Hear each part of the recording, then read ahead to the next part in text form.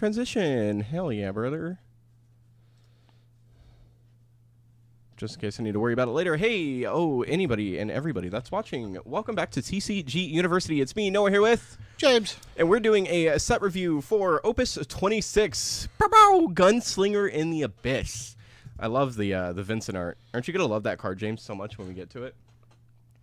Maybe. I don't know. I didn't read it. Or are you still pulling it up? I'm pulled up. I'm ready. Oh, you're all set? Sick. All right. We're going to kick it off with first card of the set then. James, go ahead. I'm just going to give you all the 12 cards because you like that. You're very invested in them. I like cool archetype decks. Azema, 4-drop, fire forward, the 12 job, cat 14. Probably won't be a relevant category when it comes to building this deck outside of title, but you can see a couple things, maybe Ishtola, but I don't think it'll be helpful. I think it's like off-colored. EX Burst when Zyma attacks, choose one forward opponent controls, deal it 2k damage for each job 12 you control. If you control 4 more job the 12, Zyma gains haste and first strike. Okay, so usually when we do our rankings, we do them 1 to 5, 1 being utter garbage, doo-doo, 5 being it's going to break the game. Sometimes we dip in a little bit and we talk about how the card will function within itself minus by itself. So I don't know how you want to do it, but I'll say my score is how the card is supposed to function within its own archetype and how well it'll function. And I'll also include how it is by itself because like this card by itself won't do anything. No, this card is a vanilla card by itself. But like that's boring, right? Yeah. So obviously I'm gonna gush more about how the card would work. I think it's like a 3.5. Maybe 3.5. I want to make it a 4 because it's in the X Burst. You know why I like this card? So, obviously, in my mind, when you think of the 12, what other deck archetype do you think of? Oh, Soirees. Soirees, hands down. Soirees is the only thing you should be thinking about. So, the funny thing is, what's Soirees' best kill card? Oh, it's Elbus. I don't think it's Elbus. Oh, you think it's Merald? I think Merald just straight breaks. Well, this isn't Merald, but this is... It's a mix. This is Elbus. What this card does is give you... I don't want to say static as the word, but it gives you a perpetual, as long as they don't deal with it, something that can always deal with a card. Yeah. Merald's a one-time use, Elbus is a one-time use, and once they're on board, they don't do anything. This card is on board and does things still. It still has you need 4 or more for haste, so it meets that requirement that Merald has. It's an EX burst, which is gross, so it already hits where Elbus does. It does 2k instead of 3, whatever. But it does also a forward that says on attack as well. It sucks that it's not on enter, but like realistically, if it was on enter, it'd kind of be a busted card. Actually, it's better that it's not on enter. Yeah, it'd be a more busted card. Sorry for all the squeaking. No, I mean, like, I actually think it's better as it is than if it would have just said on enter. Well, I was thinking on enter and on attacks. Oh, if it did both? Yeah, if it did both, gross. If it was just on enter, gross. I mean, it's fine if it's just on enter. But it's not as cool. Then it's an 8k first haste strike stick, so like... Yeah. On to the next card. I'm sticking with my 3.5. That's fine. I'll stick with it too. Ayame. I don't think it'll let me close that tab. We'll work on that later. Ayame, 5-drop, 7k. Not curvy, but whatever. She's a samurai how can you talk about her like that? Mithril Musketeer, Cat 11. When she enters the field, reveal the top 2 cards of your deck. Play up to 1 Job Samurai or Card Samurai, cost 3 or less among them, onto the field. Add up to 1 Job Samurai or Card Samurai, cost 9 or less among them to your hand. Return the other cards to the bottom of your deck in any order. We still didn't find nope. Cost 9 Samurai. Tachi Kasha, special tap, choose a forward, deal 8k damage. Honestly, by herself, meh, whatever. In the Samurai archetype, though, she's really solid. I don't know. I hate to say it because I think Samurais is really cool. As much as Samurais annoys me because of Cyan, I think it's a really cool archetype that has multiple ways of dealing with it, and it can still do well in top. In its prime. I think it's a B- deck. Even like adding what's in here now, B- deck. I think they added we'll get to it. It's they really added rough. A good bunch of like the problem fire with Samurai right now stuff. is that your 2 best cards, in my opinion, are so Gotetsu and Tenzin. And Tenzin has to go to break zone. Gotetsu just has to leave the field, I believe, to recard cards. Cyan. But Cyan doesn't matter. I think Cyan's important. Cyan's an ETB, so I don't really care about him leaving. What I'm saying is, like, Refia just says the same. Oh, yeah. Which is a problem. We're in a bad format for them, for sure. But that, like I said, I still, like, we've talked about this a lot, and I've been trying to work on, a tier list, getting it ready. Like, because, like, we've gotten so many things, and other decks have become decks that, like, I think I have, like, 100-card list of, like, decks that have become a thing. Like, that we can actually build, like, a tier list off of, and it's going to be terribly hard. And I think a lot of it is going to be in B. In B? In B tier. I think there's going to be a lot in B tier. That's fair. Yeah. I think the smallest one's going to be S tier for sure. I think there's only 2 decks. Okay. Yeah, I'll put her... I put her at 3. I put her at a 3.5 for Samurais. I think she's a 4 for Samurais. Okay, that's fine. I'll go 4. I'm going 3 just base. It's because she isn't bad in I don't think there's any time you play her in Sams and it feels bad. She plays you a dude, whether it be a backup or a forward, because it just says job samurai or card samurai, and grabs you a dude. Yep. So she essentially is a 3 cost that plays you a dude. Yep. Her being a 7K is a little weak, but her special is really cool. So if you get extra copies, you can always use them for pitch fodder. Next card, Ifrit. You want this one? Sure. 6-drop Ifrit. It's a Ifrit Cast 16. As the name. Icon job. Cast 16 category forward. When Ifrit is blocked or chosen by your opponent's ability, Ifrit deals your opponent 1 point of damage. And then when Clive primes into Ifrit, Ifrit gains if Ifrit is dealt damage less than Ifrit's power. The damage becomes 0 instead. Becomes a stick that doesn't die. And that's a continuous effect that will always stay on the card till it leaves. Or if you blank it, does that ability fall off? Or is it a field effect that affects the card? That's a Chris question. I don't want to. We'll be talking about this for hours. If he's blocked or chosen by your opponent's abilities, he deals 1 damage to your opponent. No, you blanket, it's gone. This effect does not end at the end of turn. That one. That's the one I'm talking about. When Clyde primes into Ifrit gains. If he deals damage, if Ifrit is dealt damage less than its power, the damage becomes 0 instead. This effect does not end at the end of turn. If you take it away, if you blank it, right? It'll come back. Why would it come back though? Because the Ifrit itself gained the ability. Because at that point, the card now permanently has that effect. Does the card have it, or does Ifrit have it? The card itself has it. Oh, yeah. Yeah. Even so, the effect is not ended at end of turn, meaning that effect is now permanently attached to this copy, sure. this card of Ifrit. I would say the second you move the card to a different zone, then it blinks off, obviously. But if you blank it with Kuchulain, it comes back after the Kuchulain turn. I would almost say it shouldn't. I hate Final Fantasy rules so much. Yeah, Ifrit is it's really weird. I don't know how I feel about this card. I like the other one better. I like the other one better because it's a stick. It does something on play. They're both sticks. They're both. Here's the thing. This one's a good stick off of Prime. I don't think it's that good of a stick. You know what the problem with this one is? Here, okay, so I'm gonna give this card a 3. Okay. I think text-wise and stat-wise, he's really cool. The issue is, what do you do when you get extra Clives and extra Ifrits stuck in your hand? Oh, nothing.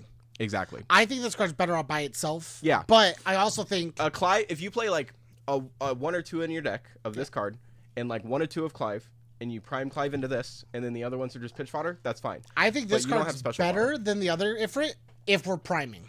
If you're playing the prime game, yeah. If the goal is the prime, if your goal is just have a B stick, like most of the decks have found out, you just don't play Clive, you just play the 7-drop Ifrit because it's a good stick. Yeah, on enter, kill a dude. Yep. And it has haste by default. It doesn't get haste from the prime. If it doesn't, if your opponent takes damage, you kill another dude.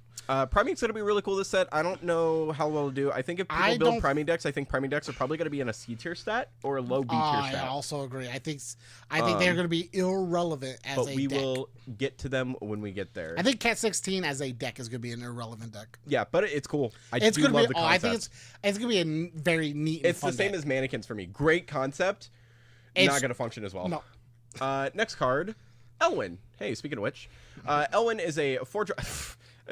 All right, yeah. 4-drop backup. 5. Archduke, 5. When Elwyn enters the field, you can search for a fire forward added to your hand. I've been talking about how every element realistically should, but some elements probably shouldn't, have a backup searcher, and this just has the backup searcher. Not a backup searcher, a forward searcher on a backup. Searcher, this means I can play my Luso deck a lot more efficiently now.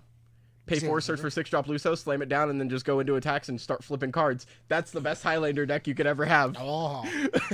I saw somebody say that like Fire got their searcher, and I'm like, that's funny. Yeah. I don't think they needed this. Well, here's the thing. I think it needed it. I think the decks that will not abuse, but like get the most out of this deck, out of this card, will not need it. Like, here's the thing. Warriors didn't need it. No, they already got They literally have a better version of this. They have good searchers. I mean, they got a better one this set, but like if that one wasn't coming out, they didn't need this either. The deck works functionally by itself. Mono Fire Warriors though could benefit more from this than it would from like Meath, for instance. Sure, or like the Larsa's just as good too, but it's not fire. But it's not mono fire. That's the only downside to Larsa. Like any fire deck currently didn't need this. Like it's the funniest thing to me.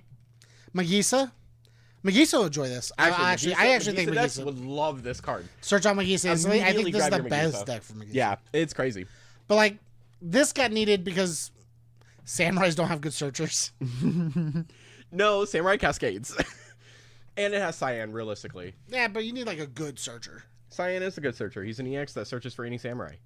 Or job samurai. Does he search? Yes. Ah, cool. Plus, why would I want this in my samurai back row? It's not a samurai. It's an archduke. The search is a cool thing. That's Clive's dad, by the way, in case you were curious. Spoilers. Oh, yeah, sure. For the first... The demo of the game. All right. So 5 is what we're putting this at? No. Come on. It's game-changing. It's a 3. It's game-changing. It's a 3. Give me a 4. No, I'm not giving you a 4 on it. Come on, give me a 4. If it had the Xbox, Everybody's playing cards like this. Give me a 4. Yeah, Norwalk's but being abused. Yashael's being abused. Why wouldn't this get abused? Larsa's being abused. 3. 3.5. I'll give you 3.5. Yeah, fuck it. Let's go. Next card. James, you're up. Which is real funny. This card's so good. Azale, in my opinion, is not getting abused. That Charlotte comes out, though. Huh? That Charlotte, though. Here's the thing. I don't think we're gonna see ice. As much as I want to see ice, I don't think it's a good match. That's why you do it. I think that Charlotte's I'm nuts. playing here's the thing. I'm playing the fucking shit off like every ice card in this set. Charlotte's Holy shit! All right, continue. Clive, 3-drop dominant. Cat 16, obviously forward. Priming in the Ifrit. Cost 5. 2 fire. 3 colorless. Cost 5. Clive gains all the special abilities of the job icons you own removed from the game. Which this is the only card that makes the idea of playing a Cat 16 deck funny and fun. Well, this isn't the only one. There's one more card. I think it's 100% this one. There's one more non-priming or non-icon card, so a dominant card that I think is also worth using. Sure, I think he is the main reason you get to have so much fun with this. Oh deck. yeah, for sure. You're like, I'm just gonna Ifrit special for shits and giggles because it's already removed. You get access to Ifrit special. You get access to Shiva special. I think Phoenix has a special. We'll get to Phoenix.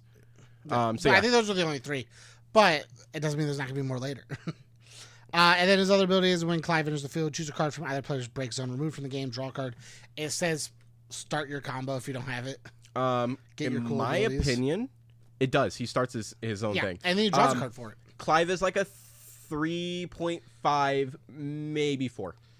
The only 4 if you're gonna go with icons. 3.5 at base, only because he just says on play draw a card, so he replaces himself and he removes a card out of a break zone, either it be yours or your opponent's. I'm going 4 base. Yeah, I think it's really good. 4 base. Wow, really? You ready for why? He's a 3-drop Clive that primes into 7-drop Ifrit. That on play can remove a card from your opponent's discard pile for you to draw a card, which will just pay for you to prime into 7-drop Ifrit anyways, and have the haste. Well, yeah, but I mean, like... Costs 5. That's the biggest downside. The other Clive... No, it costs 3. Because he gives you a card back. You have to pay 5 to prime. Sure. That's what I'm saying. But on enter, he gives you a card back. Yeah, to replace himself. Sure.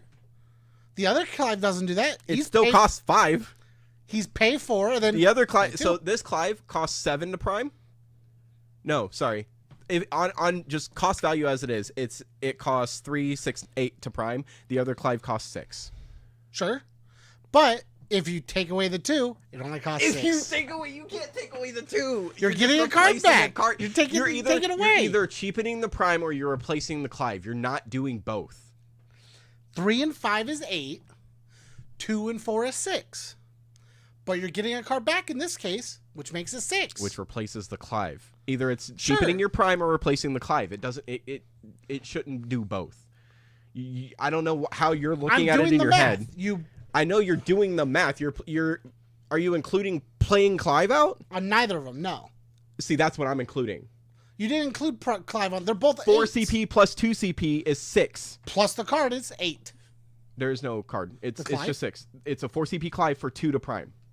6 CP to prime. 6 CP to play 7-drop Ifrit or 6-drop Ifrit, whatever. This one is 3 to cast and 5 to use his prime ability, which is 8. So this one costs more. Sure, on base with no cards in hand, but it's weird that you get to draw a card. So Replacing the Clive, not cheapening the priming. It cheapens the prime because the prime is 2. The prime is 5. The prime is 5, and you take 2 away. You're not taking 2 away. You get to pitch that card for 2. So either your Clive's cheap or your prime's cheap. Sure. This isn't a Porque no lost dos situation. This is one or the other. Either or, it doesn't matter. It's still the same cost. Somebody else can comment on this if they want to. In fact, it's 1 cheaper because it costs 1 less card to play it. I think the cost is the same. Or not the same. I think the cost is more expensive with this Clive. No. You're paying more. Sure, you recoup a card, but you're still paying more. You're paying 1 less. No, you're not. You're getting a card you back have to pay because of 4 Clive. CP. You're still paying the same amount. You have to pay 4 CP and 1 card in hand, being the Clive itself to come out. 6 CP. 6 CP. You pay 2 to play the Ifrit, which is 8. No. Yes. No. Counting the Clive. James, you're the Clive, the 4-drop CP. Clive that we have currently is a 4-drop that says pitch 1 card out of hand for 2 CP for 6 cost total. Yes. Where the fuck are you getting 8? I'm counting himself. Okay. Because he costs the CP out of your hand. Okay, sure. You don't have it. 8. Go ahead. And then this one is 3. Plus himself would be 5. Plus this one would be 5. Make it 10. Minus the 2 you'll get from the draw. Making it 8. They're exactly equal. Except this is on curve. Nah, because when I look at the ability to play that prime quickly enough, the other one's just more efficient. So the cost doesn't seem like it's the same. The other one's garbage. I get what the other one is not garbage. The other one can give you 2 cards back if you have no cards in hand. The other one is utterly useless in my opinion, except for the fact that it says pay 2, play 7-drop Ifrit. Or it says swing, draw 2. I hate that ability. Sucks for you. Yeah, I know. Next card. Zachary. Hey, look, it's our spoiler. It is our spoiler. 4 CP Zach, 7K Soldier, Cat 7. When he enters the field, you may play a fire forward to cost 3 or less from your hand onto the field. When a forward other than Zach enters your field, it gains 2K power until the end of turn. Zach's a 3, maybe 3.5 for me. I like our spoiler. I like the fact that he just says, hey, I'll play a dude with me. So he can play soldiers like Angeal if he wants, and Angeal can break a thing. And then he gives the boost to Angeal or whatever the case. He can play, what's his face? Zidane off of himself because it's a fire forward to cost 3 or less. So, like, he has options to play. Oh, sorry, he doesn't play Angeal because Angeal's not fire. But he has, like, things like Zidane he can play if you really wanted to. It'd be weird, but you can play things like Furion. You can play Alphanod? Yeah. Nope, Alisei searches. Alphanod searches. Alphanod searches. You can play Alphanod, get a search off it because you're playing him due to an ability. Stuff like that. You play Ward. You could play Ward. Cool 7K shot, I guess. Mid-game. But yeah, no, I think he's cool. I think when a forward other than himself enters, the 2K buff is nice, but he's very Ratsuable. Here's the other thing. He's also hard name clashing with so many different Zachs. Not under his color. There's only one other Zach under his color you play, and even then you'd have to play that one. You'd have to play a strict Cat 7 deck. You can play the 5-drop Zach that says play other dudes when it dies. You need to play a Cat 7 deck. Sure. But this one is more flexible. It doesn't have to be Cat 7. Sure, but then if you're playing a mono fire deck, you're playing the 3-drop Zach for the limit break. And then you're name clashing there. Sure, but it's a limit break card, so like who cares? It's easy to put out or get rid of. Yeah, I'll put Zach at a 3. I'm putting it at 3. Next one, Saz. Oh, fuck, this card made me cry a little on the inside. Go ahead, James. I love that it looks like a mural. All the arts are cool. Like it looks like a mural you'll just find on the street. Oh my god. Saz, 2-drop, Cat 13, Ravenger, Lassie. Forward, when Saz enters the field, choose a forward your opponent controls, deal it 4K. If Saz entered due to an ability of a Cat 13 character, deal it 8K instead. He's real cool. So here's the problem I have with Saz. I think this card in Cat 13 is a solid 4. It just says it's a solid 3.5 because you have to get him out due to an ability. So you're either using the new Lightning or using Hope, which is fine. Whatever. Or you're using like the old Caius or the Caius, Amador. yeah, which works too. Actually, the Hope Caius train is kind of funny. Hope Caius into Saz for 3 forwards and kill a dude. But then Caius is like really weird. But no, I think the Saz is a solid 3 to see 3.5. Like a 2-drop, right? Amador also plays a 2-drop. So like he's got good ways to put him out. I'm not gonna say he doesn't. The issue I have, and I love that he kills things. The issue I have is backup Saz feels so much better.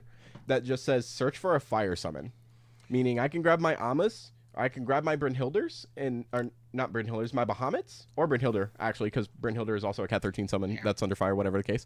And then I have, for Bahamut specifically, I have 1 of 3 characters needed to make Bahamut cost 2, which is nuts. I think the other issue is, in a deck where this would work probably more efficiently, you're wanting to play it from hand anyways. Like, you're not wanting to like play it off of like some cool combo because that costs too much. It's not fast super enough. Cool as a toolbox card, but I don't think this card is better than playing at a 1 to maybe 2 of, in my opinion. 2 of is reaching. Yeah. If I were to put it, I don't know. We'll see. We'll see what people do. I'll give him a 3. We'll see what I do. I'm definitely playing Cat 13. Another reason to play Hope. Samurai.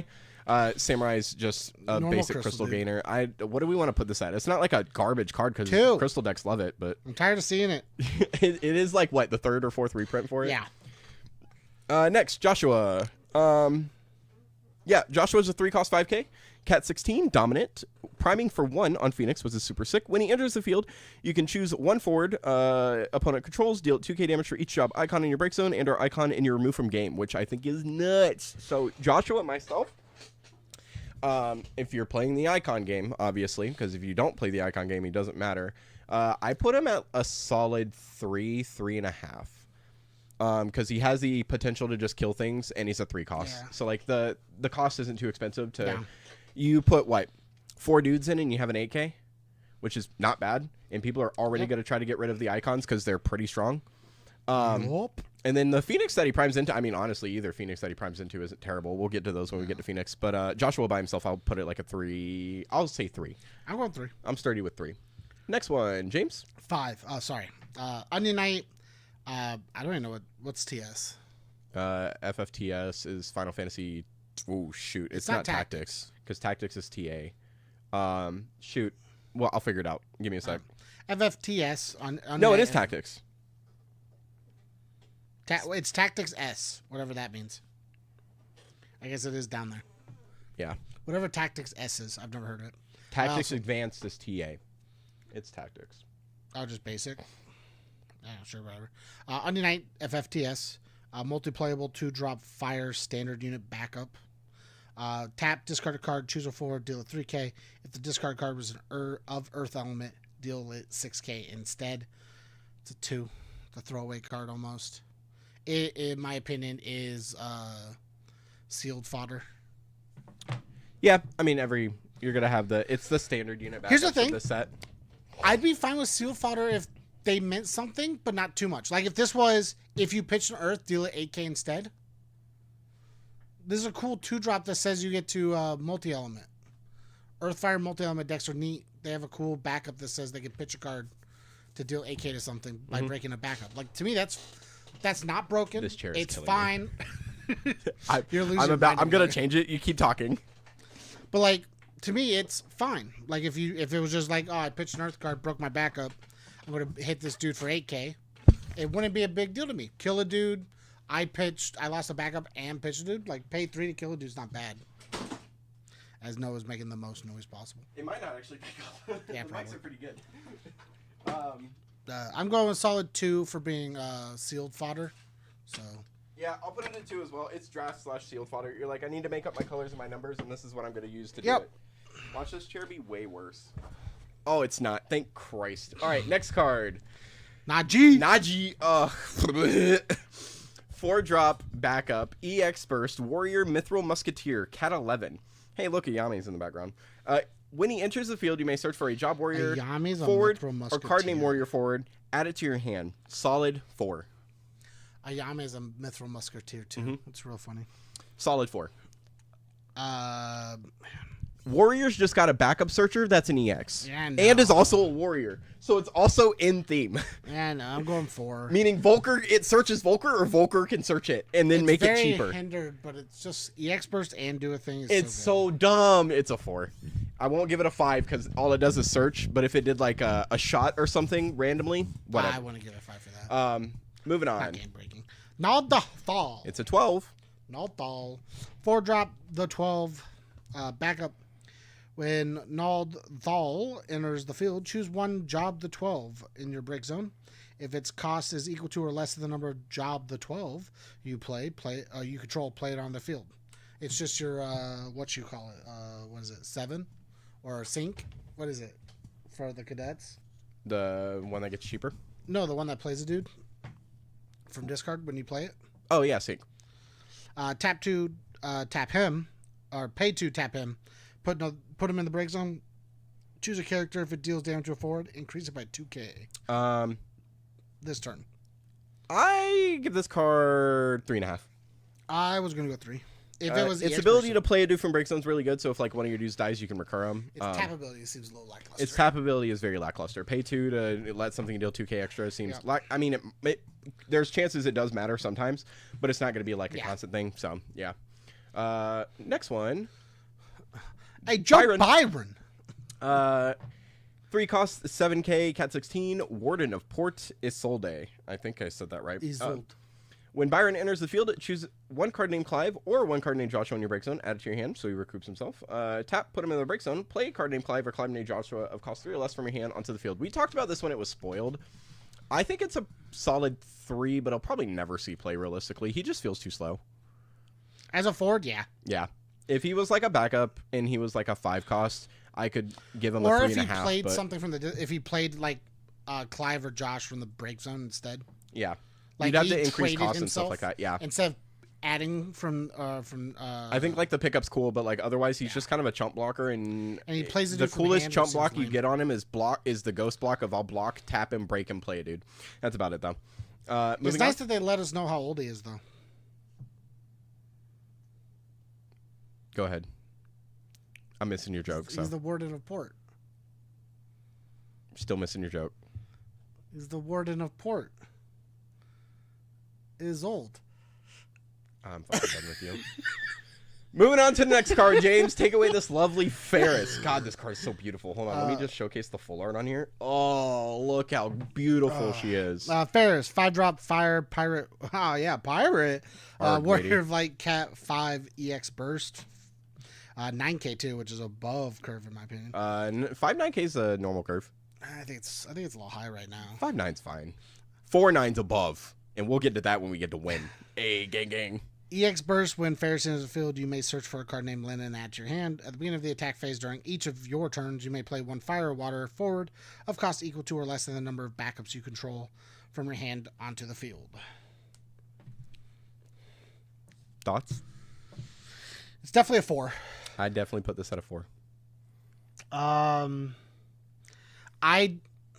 torn. I don't think this impacts the Wool deck at all. No. But I think Fire water decks are a lot better now. Yeah. But you have the potential to just throw 5-drops out. The issue is the only fire water deck that plays forwards right now is Warriors, and Warriors doesn't need this. But the ability to play one Warrior for free and then throw another one out is also not bad. I get it. What I'm saying is Warriors doesn't need this space. No, not at all. I think the only other deck is Monsters, and Monsters won't need this. Ferris has a card by him herself. I don't remember which way Ferris wants to go. Ferris as a card by itself is very 4-esque, just because it can, in my opinion, fit in any hodgepodge deck you want it to, because it counts backups, not backup elements. Yep. So it doesn't need to be fire, it doesn't need to be water, it just says backups. So if you're able to just throw this thing out there, like, really, you could throw it in anything as long as you have the ability to play it and just go ham, you know? Play it in soirees. You throw Elvis out, and now you get to play your soirees on attack phase as well for free. But think about it, James. Here's this cool Vestia. I'll draw 2, and I lost 1 card out of hand for it. How about you math that one? Yeah, so 4 for Ferris, and it's an EX burst, which is gross. Searching for Lina, I think, is cool, especially because, I mean, mainly your target's probably going to be backup Lina, but the new forward Lina... Well, if you're playing this one, you might be playing the forward one. Or you play the forward Lina that removes water cards out of your break zone. Ooh. Or you can, if you're playing a Pirate and Vikings deck, you won't be playing this because it's not Vikings. You'll probably play the other Ferris instead. But if you wanted to, you could play the Lina that says to play a dude from your discard pile, or the 5-drop. The Layla? Oh, it is a Layla, isn't it? Yeah, it's a Layla. Yeah. You could play the funny 5-drop Lina that people use to res Sophie. Yeah. Moving on. Fang. Again, another... Dude, the Cat 13 cards they put in here, like majority of them just had me up in knots about like how wild it is. Fang, 4-drop, 7k. Cat 13 Commando / Lassie. When Fang enters the field, you may search for 1 Job Lassie added to your hand. During this turn, the cost required to cast your next Job Lassie is reduced by 1. Then you can tap Fang, put it into the break zone, search for a card named Bahamut, add it to your hand. During this turn, the cost to cast your next card, Bahamut, is reduced by 4. You can only use this ability during your turn, meaning technically the 5-drop Bahamut could be free. If you have 3 dudes out to reduce its cost by 3, and then this Fang to reduce it more, because I don't think either of them say can't become 0. I don't think so either. I don't think Bahamut says it, because Bahamut quite literally only reduces himself by 3. I'll double check later. But this Fang is neat, garbage by itself in Cat 13. Here's the thing. Though, I think it's mid by itself and mid in other decks. 3. It's really hard, actually. Honestly, I think the Bahamut thing is the only thing that saves this card, in my opinion. The search is cool, but like we already have enough searchers. Fire Ice, like if you want to play Fire Ice 13, we already have enough searchers though. I mean, I will say the coolest thing is that it replaces itself, quote unquote. So like that's not terrible, but like we have a thing that just says reduce cost by 2. But it says search Lassies, so you can search things like Lightning, Vanille, Hope, Snow, Hope. So all the cards you would want to search with any of the other ones anyways. Sure, but you don't need the Fang you don't need the Fang like Nate 2 or whatever. But it's reduce cost by 2 and then buff your board by 2k. Why wouldn't I play that for a 2 cost? That Fang's almost infinitely better just on search board. And then a Bahamut search? I don't know. Yeah, but you have to kill this one for a Bahamut search. Yeah, which means you can play the 2-drop. Yeah, see, the 2-drop's better. Yeah, I give this like a 3. It's a really cool card. I think the ability to recoup a card from itself is really nice, but otherwise it's not anything fancy. Next one, Bogenhagen. Bogenhagen. That's you. 3-drop, Elder backup, Cat 7. When Bogenhagen enters the field, reveal the top 4 cards of your deck, add 1 category 7 among them. 1 category 7 character among them to your hand and put the rest on the bottom of the deck in any order. Tap, play 1 red 13 if cost 3 or less from your hand onto the field. You can only use the ability once. Use the ability during your turn. We did not get a new red 13. We did not, and I don't think we have good enough red 13s to make this. There's only 2 red 13s I think that are worth it that meet the cost requirement. That's the 2-drop that says you have 4 dudes, gains haste, and it's a 9k body. And then there's the 3-drop wind one that says if you control a Yuffie, it has haste and first strike. There's a 1-drop. It's pointless. Exactly. That's why I think there's only 2 that matter. I will say his top part's really cool. Him being a backup that cascades into 4 cards off the top of your deck for you to pick up a Cat 7 character is really cool, so he can potentially get you another backup. And then he statically for the rest of the game says your red 13s cost 1, realistically. Because you just tap him to play a red 13 for free. So I give him a solid 3.5. Going down the list, because I was curious about it. You got the 1-drop. I don't think it's good enough. You technically can play both the backups. But why? If you had a way to remove them, it'd be neat. That would be neat. There's only one solid way to remove them in Fire right now. One, you get the cool special one from the starter. Special's so expensive, though. Yeah, it's pay 5, tap it, deal 6 to all things. Yeah, expensive. Yeah, I think the only good ones you would want to play is either the one that gets haste for having dudes on the board, or just one of the backups. Like it's technically a backup that plays a backup, so I mean, not great, and you have to have it in hand, but like it's free, I guess. I just don't think there's good enough red 13 for it to matter. So on to the next 2. Okay, cool. Actually, 1. I'm going 1. Oh God, you don't think the top part makes up for it? No, there's a bunch. There's so many other things you can play. Not under fire. Zangan's your only good way of getting cards under fire. And Elf, but Elf is like a trade, whatever. And it's specific. This just hits any character. We can play Clive's Dad. Moving on. It's a search and not a top check. Yeah, but that's characters though. Phoenix. 3-drop summon. Cat 9. I love the art. Huh? You gonna put it at the full art? Oh, I'm gonna put the full art up there. During your turn, you can duel 2 active fire forwards you control instead of paying the cost. Paying the CP cost to cast Phoenix. Choose a fire forward of 2 or less in your break zone. Play it onto the field dull. And here's the gorgeous full art, dude. This card's full art's so sick. Maybe it's just the red and orange and yellow, like those warm colors that just look so good on full arts. Yeah. But it's beautiful. So yeah, I think Phoenix is a solid 3. I mean, we have the 4-drop Phoenix that hits the board for 2k and plays a dude in active of cost 2, and it doesn't have to be a fire forward. So like that one almost feels better. because for This one is for 1 CP more, free. it's quote unquote free by tapping 2 dude. Like maybe the 2 you tap are just useless. They're not going to do anything, or they've already done their thing. So like for the turn, you just tap them, whatever. Who cares? But I honestly couldn't tell you. I think both are really good. I'll tap my Wool and my Ferris on your turn. I'll play this Dana sniper card out of your hand. Like the coolest thing you can get out of this, honestly, is just a tap outlet. Is it just fire forwards? Yeah. So it's like a tap outlet for things like Wool. Yeah. Where you're like, I can't tap 4 because I have 3 tapped already and only 2 up with this Refia. Yep. So we'll cast Phoenix and tip, boom. Like, I guess. But yeah. Even then it's like a solid 3 in my opinion. I'd go 3 too. Next one. Phoenix. I think this has a full art, does it? No, it does not. Okay, I lied. Phoenix 16. Icon forward. When Josh primes into Phoenix, reveal the top 4 cards of your deck, add up to 2 fire cards and or category 16 cards among them to your hand, and return the others into the bottom of the deck in any order. Flames of Rebirth. Special, 2 fire, 2 colorless, tap it. Choose 1 category 16 forward in your break zone, play it on the field. That's disgusting. Only usable during your turn. Only playable during your turn. Meaning Clive can get that. Clive just says, pay Tap, play 6, play a dude. It sucks that it's a forward, but it's any forward. So like pay 6, play the 7-drop Ifrit out my break zone. Boom. Like I think the coolest part about Phoenix, honestly, is his ETB effect. Yeah. Or his 100%. Prime effect, sorry. Because Joshua costs 3 and then 1. So 4 CP with Joshua on board already. Possible to play this Phoenix to get 2 cards back. Yep.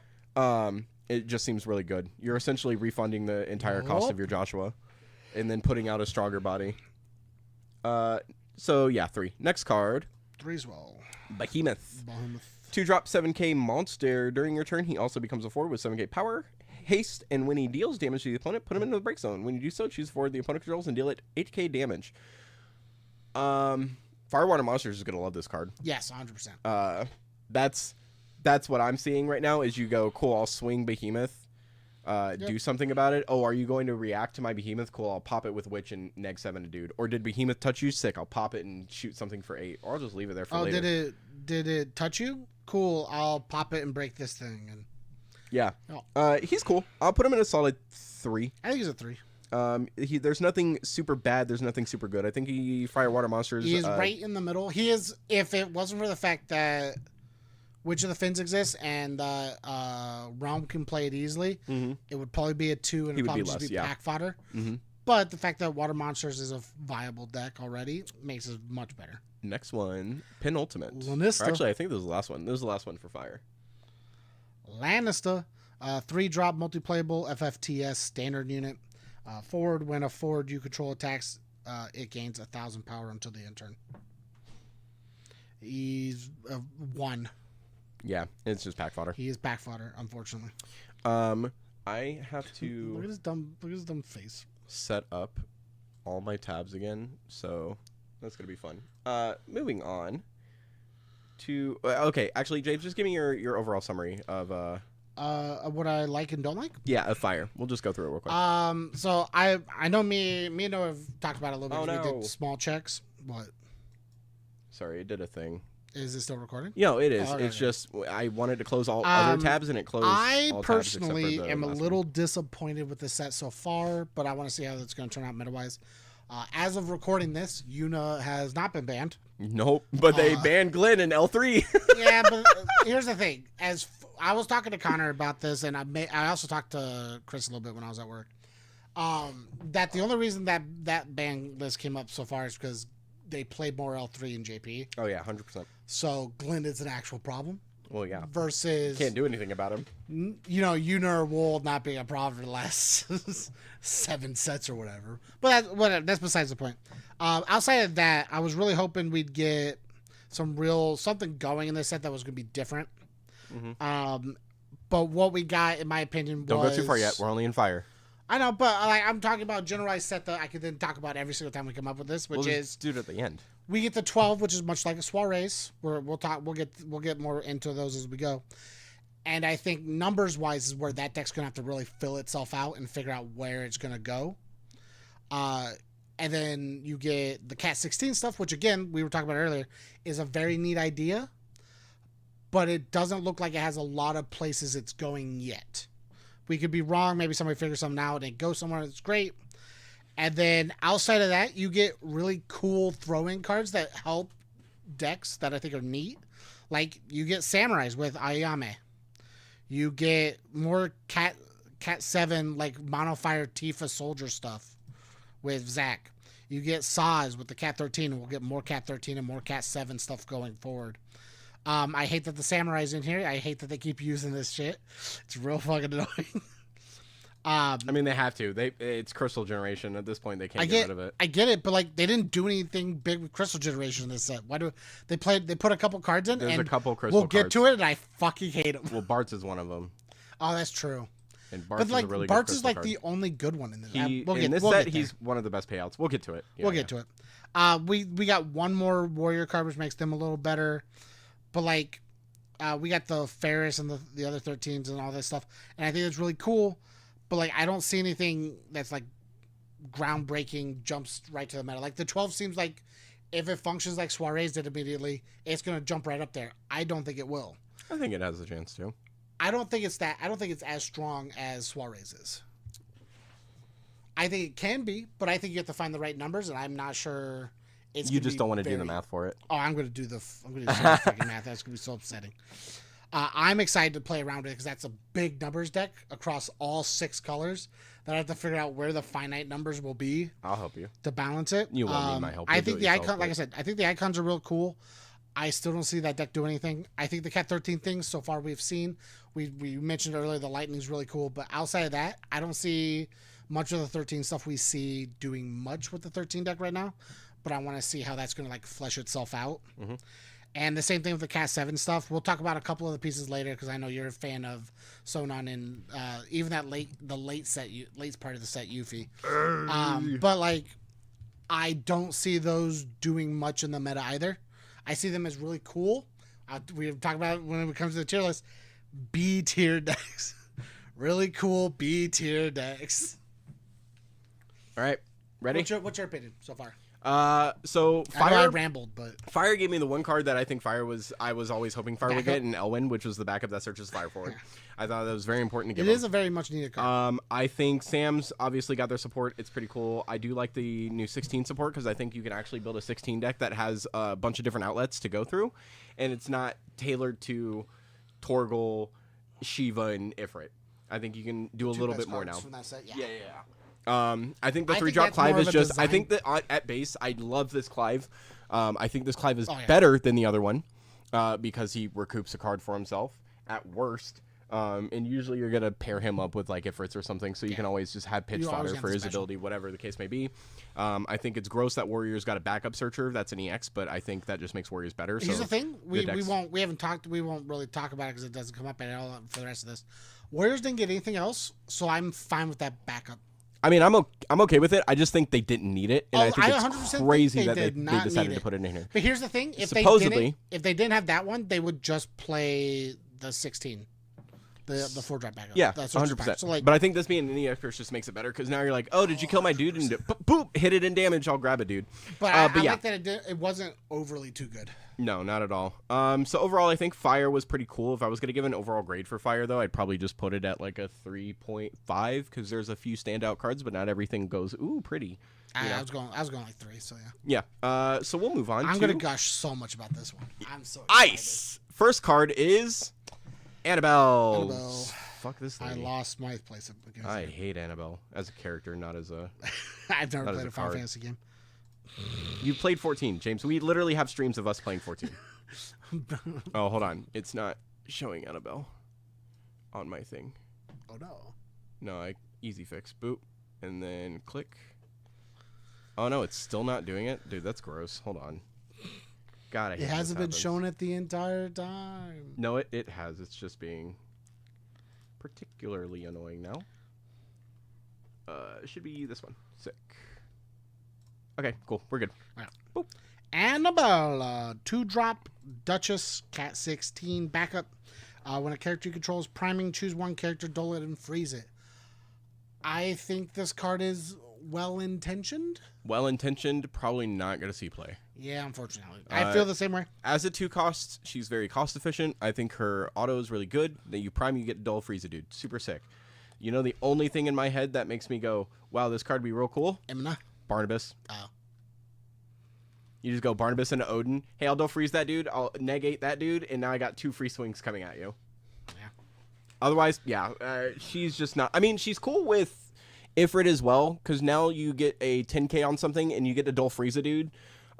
It's a character, so you can hit a backup, swing Ifrit, and take out a forward. So you took out 3 cards technically at that point. But like, she just feels. She also combos really well with the Shiva Jill stuff, and it's neat. It just feels like she'll be left on the cutting room floor for better options. Yes. So yeah, she's a 3. I think she's well intentioned, as you stated.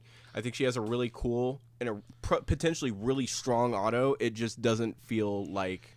If you're, I think it's really good if you like. I'll probably be testing a bunch of mono ice like sure, priming stuff.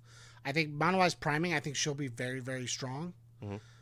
But like you said, I think she gets cut for some stuff that's going to be better overall for the deck than being just cool combo. 5 for the next one. I know we aren't there yet, but sure. Let's go to the next one. Undead Princess. Does it have a full art? No. I'm upset. Actually, trash card 1. I lied. It does. Oh, good. 5, 5, 5. Go ahead. Read the card, James. Oh, wait. You did, Annabelle. I guess. I did. Yeah, you can 3 drop 7k. Waff. Undead. When she enters the field, gain a crystal. Your opponent discards 1 card. Honestly, she's fine. Super good card. On enter, gain a crystal. Discard's not terrible. Yes. I can give her a solid 3.5. I was giving her a 4 because not only does she give you your crystal, she also just auto. I guess she fits in more than just. Yep. Waff. So that's fair. That's fair. Okay. I can agree with that. She fits in more than just Waff. It's not like if you have a Waff character, you get the other half. It's just do a thing. Just do a thing. She's literally just a 3-drop that says discard a card, which is neat. Mm-hmm. So like. All right. Next one. Wool. Go ahead. 5-drop Wool. Warrior Light. Pick the Logica, the worst type of Waff. Mobius. The worst type of Waff isn't actually Waff. Forward. That's why it's the worst type. During this turn, if your opponent has discarded a card due to your summons or abilities, the cost required to cast Wool is reduced by 2, so it becomes a 3k or a 3-drop. When Wool attacks, you can discard 2 cards. When you do so, choose 1 forward, break it. I think this card's overcosted and will not see play. I think this card's A2. I think this card's a great card for sealed.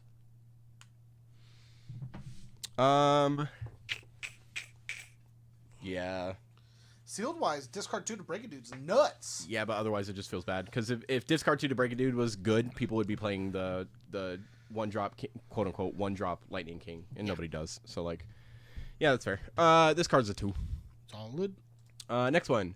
Musician. It's just a standard unit backup for this set. Discard a card. Actually, choose I a want you to forward. read it because I think this card's really good.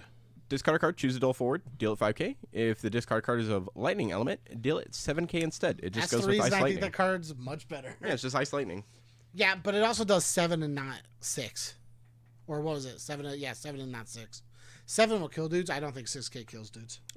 No, because with Galoof on board with a Yuna sitting there, she's a 7k, and then it feels bad. And here's the thing. I think Ice Lightning will love this card.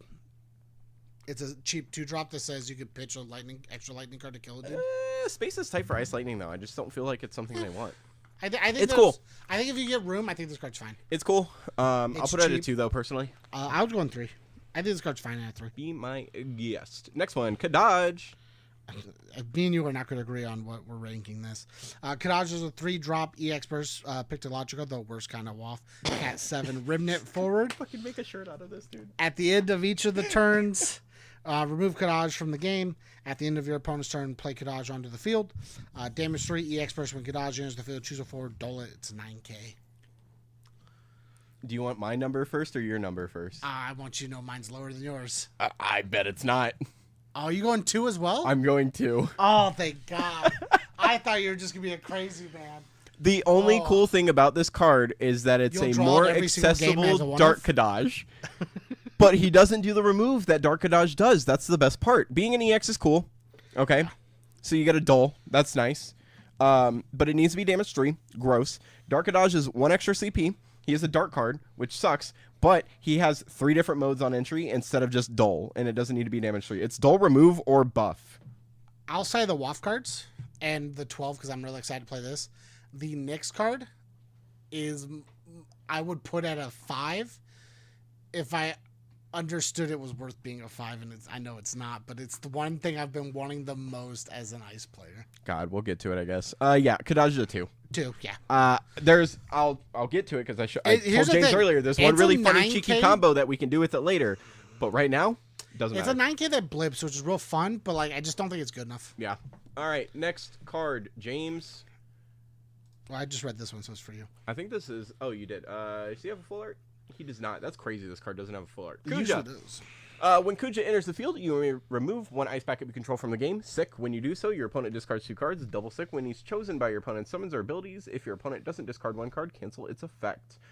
As a 5-drop 9K, which means he's on curve, and they have to discard to deal with him. But on top of playing him, not only do you get rid of an ice backup, which means you can play other ice backups, which is good for you. The one thing I wanted. You also get 2 cards out of their hand for it, and he's Ratsuable, but at that point you're still getting cards out of hand for it because they're not killing him. Yeah, no, I think Kuja's. But the only reason I didn't make it a 5, he doesn't actively do anything. He doesn't actively do anything. He's not pushing game state. If he was back in cool ETB meta, he'd be real good. But we're in action meta right now, and he's a solid 4. Game state. I give him a solid 4. Here's the thing. He's sticky as shit.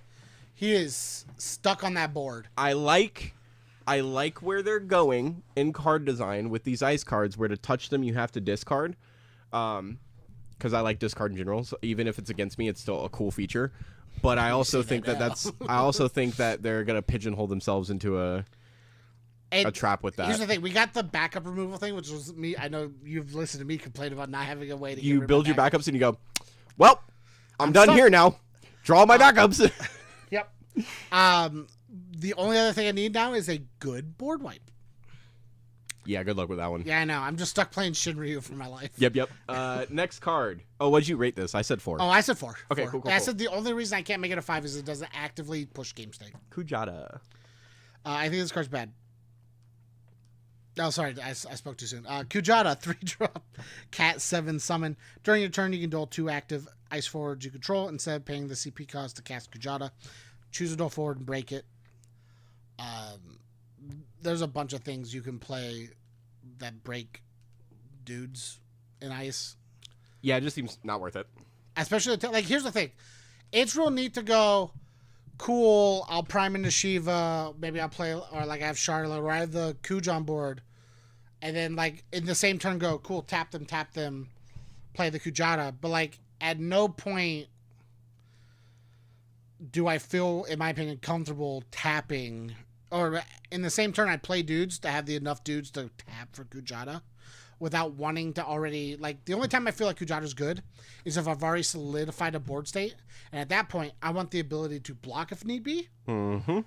Or I need the ability to attack or swing or do something, and I can't do that on my turn.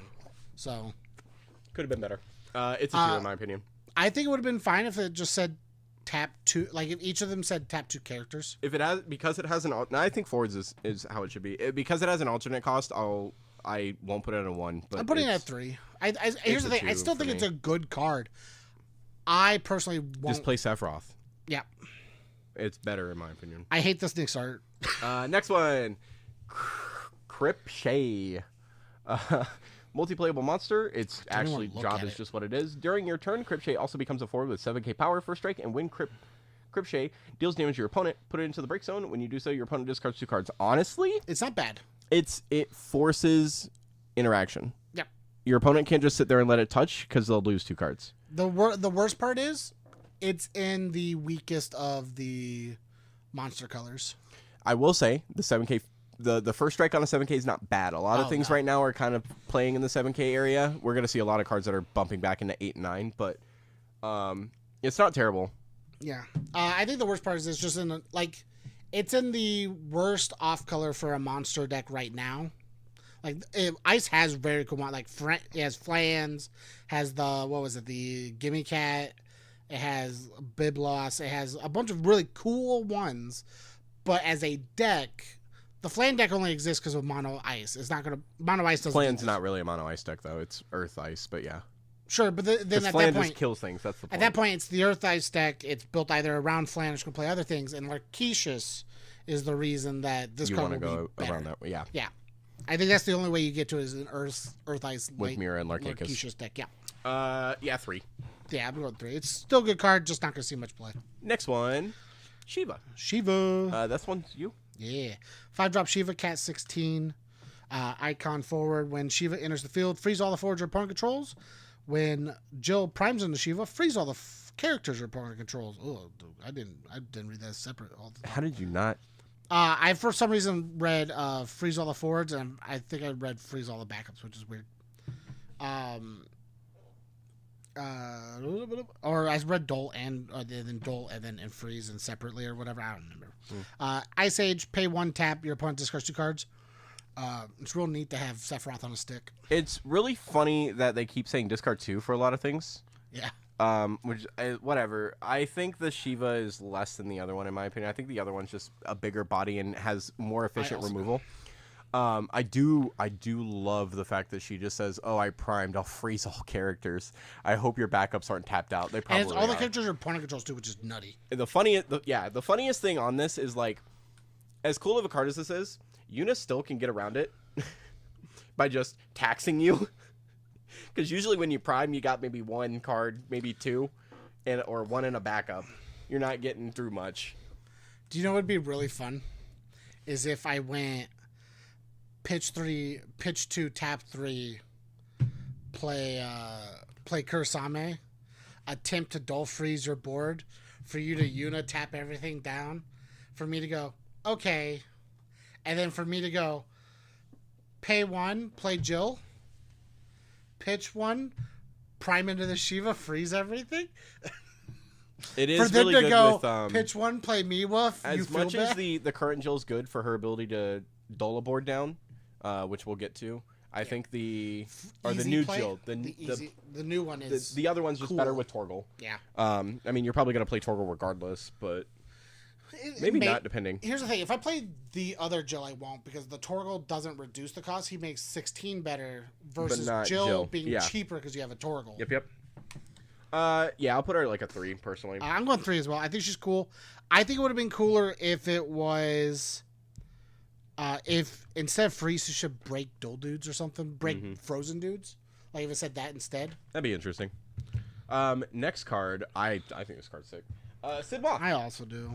Backup Waff Mech. When your opponent uses an EX burst, your opponent randomly discards 1 card. This card's a 4 too, right? I believe the WAF cards all have full art. This does have a full art. Yeah, you're gonna be broke, bitch. Yeah, especially this one. This one's gonna be expensive, I think. Sid Waff is a 4 in my opinion. I'm going 3. If it was an EX, I'd almost put it at a 5. He's a 2-drop backup that just says if your opponent tries to use probably one of the most abused mechanics in the game, one of the most easily to abuse, readily to abuse mechanics in the game, they get punished for it because it's a random discard. And I think the random discard is really gonna fuck up people. I think random discard in card games is really good because obviously your opponent's always going to pitch a card that they just feel that they don't need at the time. But a random discard gives you a higher chance, potentially, of hitting things that they don't like. And it's a 2 cost. It's so efficient and so hard to get rid of. I'm going 3 because it's a 2 cost. So, if you mix this with Lina, I think it's really funny. Obviously, everybody should be thinking of that in their head. Oh, you add a card? I'll draw a card. You discard a card. Yeah, like you put a Lina on board and you go, okay. And then you put Sid Waff down and you go, would you ever like to use an EX burst in your life? Because, like, I don't think it's worth it. I'm going to keep plussing and you're going to keep either balancing out or negging at that point. Yeah. You say 3, I say 4. Let's put it in the middle. 3.5. 3.5, sure. Baby. Next card. Sid Reigns. Sid Reigns is a 2-drop sidecom, Cat 13 forward. During this turn, if your opponent has discarded a card due to your summons or abilities, the cost required to play Sid Reigns is reduced by 2, so he's free. When a forward enters your opponent's field other than from the hand, you may put Sid in the break zone to break it. He trades. He can be free. I'm just going 3, though, because I don't think he's good enough. I'm going 3.5. The top part's cool. It's whatever. I don't care. The bottom part just says your limit break card dies. Yep. Your primed card dies. Whatever Ferris play can die. Whatever Tavis plays can die. Because they're not coming in. I mean, it stops Hope. It stops Tavis. It stops... it stops a lot of things. It stops Arc. Because if Arc brings something in from the break zone, you go, that's cool. Pop. Bip. Yep. It's cool. It's nutty. I think Sid's a 3.5. I think he's a really cool tech card. The problem his element sucks a little bit, but in the element or the decks that will play his element, I think he's nuts. I think he is in a very rough spot when it comes to deck building space. I think he's a good 1-of. Maybe. I don't think you need more than one. He's also searchable if anyone else, so maybe a one of. I'm a tech player for a lot of, or tech builder when I build decks, so him in a one of will never impact me in a negative way. Either I have him or I don't. Next card. Look at this 5. Charlotte. She does not have a full art. Crazy. This one. I actually think she's a 4, but I think she's a 4 too. She's very close to being a 5. 5-drop 9K FFBE Knight. You can only pay with ICP to cast Charlotte. When Charlotte's chosen by your opponent's summons or abilities, if your opponent doesn't discard a card, cancel its effect. So it doesn't say they have to discard. It just says you need to discard or it doesn't happen. When a character enters your opponent's field, dull it and freeze it. And I think that's the craziest part about her is she says character, not forward, not backup, specifically characters. I mean, she targets backups. So if you can put Charlotte out before your opponent and you're playing an ice deck, I'm pretty sure the game is just in your favor for the rest of the match. In my opinion. Turn 1, pay 3, play Charlotte, pass. Nice backup, loser. You're not going to see it for 2 turns. Like, what do you do? How do you deal with that? Sure, you can, like, play Larsa to search out something. Larsa will never come untapped, so then you have to, let's say for Knights, for instance, you have to pay 6 out of hand to play your Corella, and then Corella comes in tapped and won't be able to do anything for a turn. And then hopefully you hit something good off of the Corella. Which you can say is like a Charlotte and Laswell. Those are usually your best hits. Cool, you dull froze my Charlotte. Would you like to pitch a card? No? Sick. You dull froze my Charlotte. Would you like to pitch a card? No? Sick. And then dull freeze your dudes as they enter. Because she doesn't target. Yep. She's an auto, which is a little rough, but you can't... your Ratsu's not beating her. She's a 9K. It's so hard to deal with this card when she's on board. I'm going to have so much trouble trying to build ice this format. I think this card just feels like it's going to be too sticky and too good for ice. She's a 4 in my opinion. Same thing with Kuja. She's searchable off of a backup. And we got Sid Reigns. And we're going to get more backups. I'm going to keep preaching the fact because some people disagree. But I think if you're going to play a 4-cost backup to search out a 5-cost forward, that's fine. People do it for Tavis. People do it. I do it for Titus. People do it for Realm. Like, what's the problem? There's no problem with it. Exactly. It's the most on-curve play you can do early on. Sure, you can build to 3, but who cares? You're slowing them down significantly. This card's insane. She's a solid 4. There's a potential for her to be a 5, but I want to see play with her first before I agree with that. She doesn't push a game state. No, but I think because of the way she is, it doesn't matter. Your opponent's always behind a turn when she's on board. Yeah, maybe we'll see. That's the problem. They're always a turn behind you now. This card's a 5. Next one, Summoner. Go ahead, James. This card's a 5. 3-drop Summoner, multiplayable, Cat 11, standard unit backup. When Summoner enters the field... Is it a 5 because Shiva's on board? Like that was the joke. When Summoner enters the field, you choose an ice summon your break zone, you add to your hand. Tap, put Summoner in the break zone. During this turn, the cost required to catch your next summon is reduced by 2. That just says next summon, by the way. It does say next summon. It doesn't have to be ice. It can't be 0, I did say 5 because it's a Shiva on the card. You're like, I have to throw it in my Shiva deck. Just have to. She honestly solid 3. Yeah, just basic. Pick up an ice summon is pretty cool, and then at worst, you tap her to reduce cost on things is not bad. Like, I'm okay with this. Solid you 3. literally just trade the summoner in as CP for your hand. So. Yep. Next card, Jill. She does have a full art, and God, is it gorgeous, dude. God, am I gonna be? Ugh.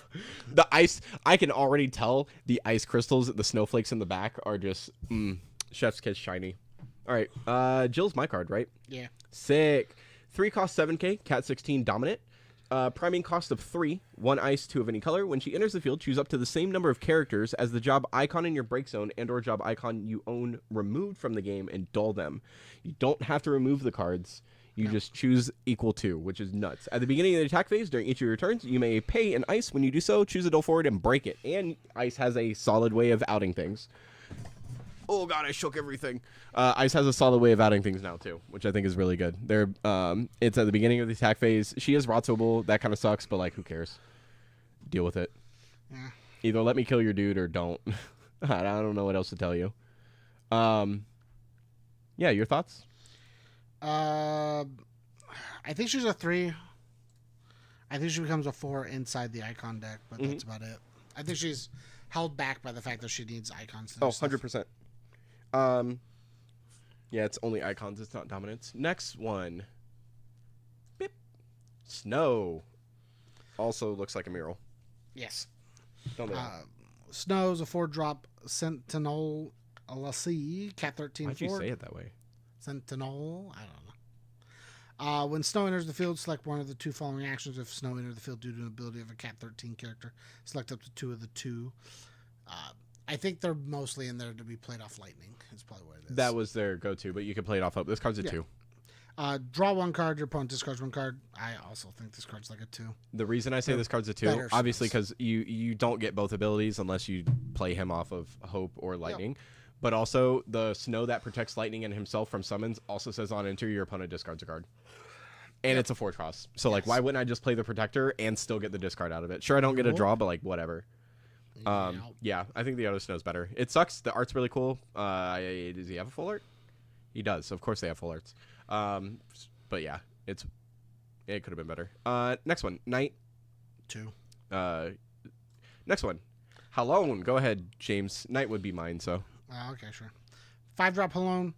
He's a cat. I also told you I was giving you the 12s. Cat 14, the 12 character. Forward. When Halone enters the field or attacks, choose up to 2 characters. If you control 6 or more of the 12, duel them and freeze them. Your opponent discards a card.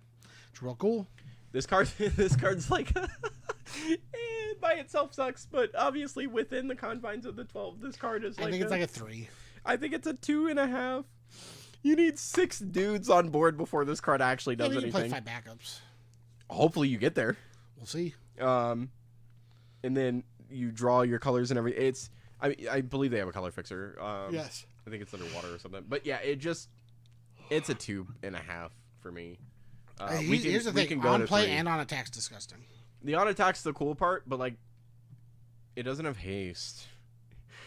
I'd feel better. We can put it at 3 though. That's fair. Next card, Physalis. I hate this card. 5-drop 8K Knight FFBE warp for 1 of 2 ice. Gross. When a warp counter is removed from Physalis, you may play it forward to cost 5 or less with warp from your hand onto the field. This effect will trigger only if Physalis is removed from the game. Honestly, what the fuck are you supposed to play off this? Tidus. And then Tidus says that all of your cards with warp have haste and first strike. Whoa, cool.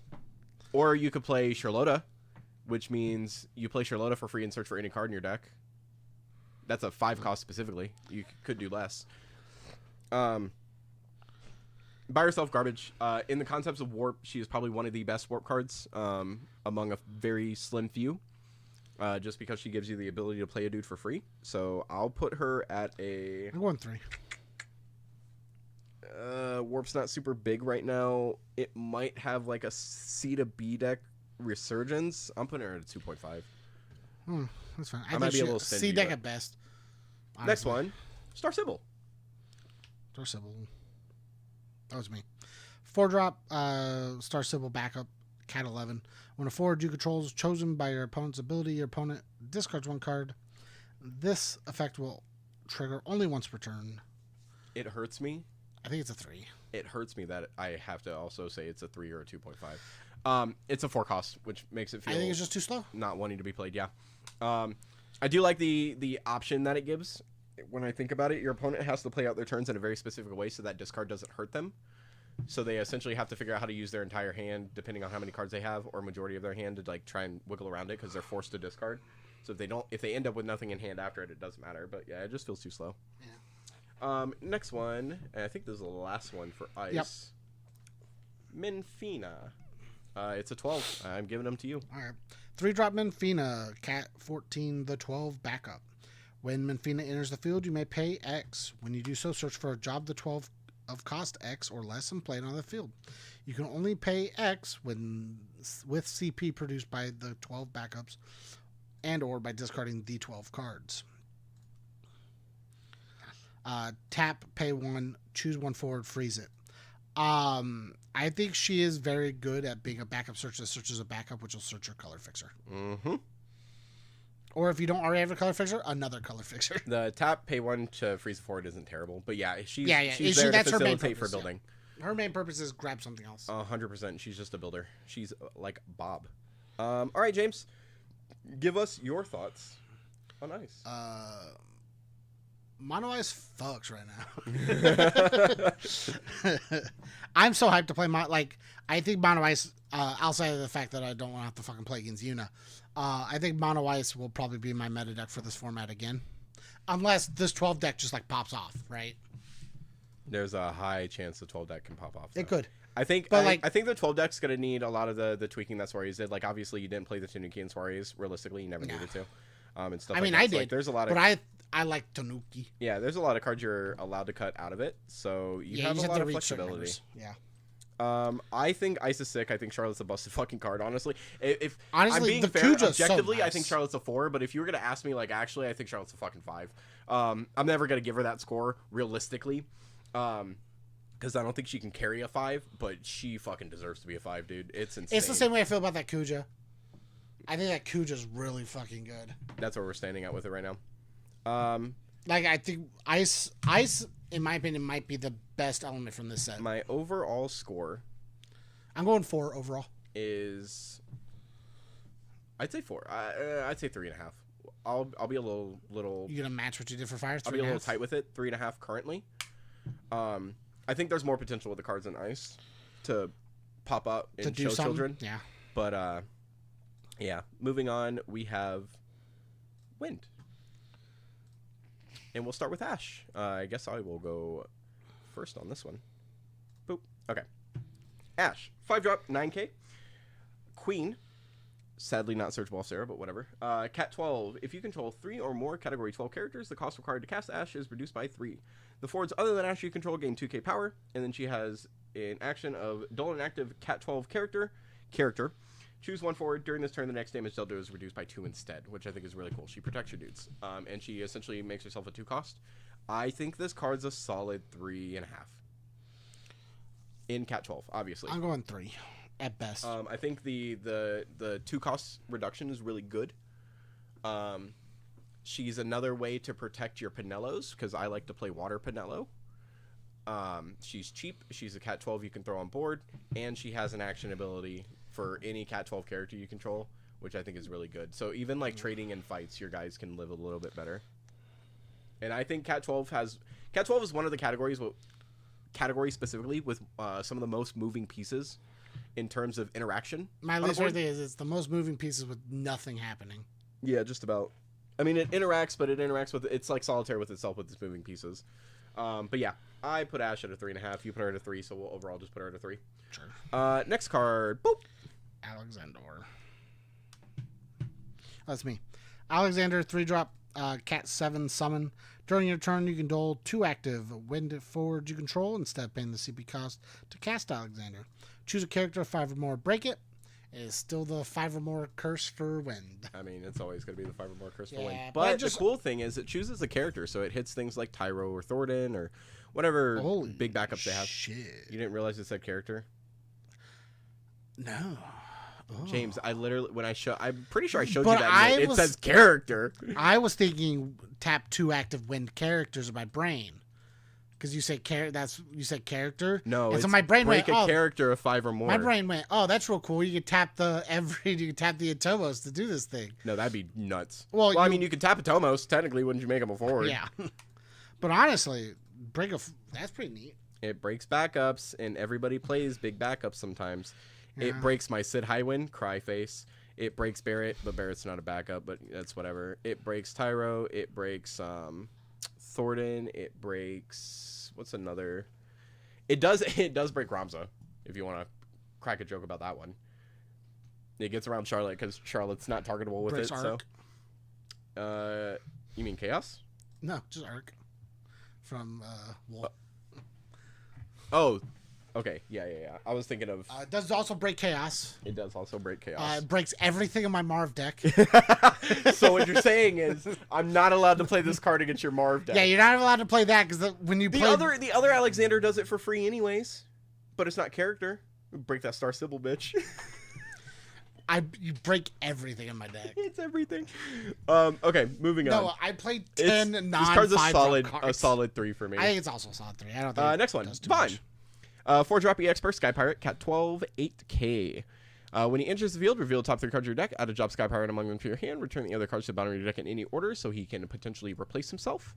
And then when a job Sky Pirate other than Vaughn enters your field, choose up to 2 backups, activate them. This effect will only trigger once per turn. This card, not Ash because of reduced cost, but Cat 12 is, in my opinion, leaning more towards a storm-focused build.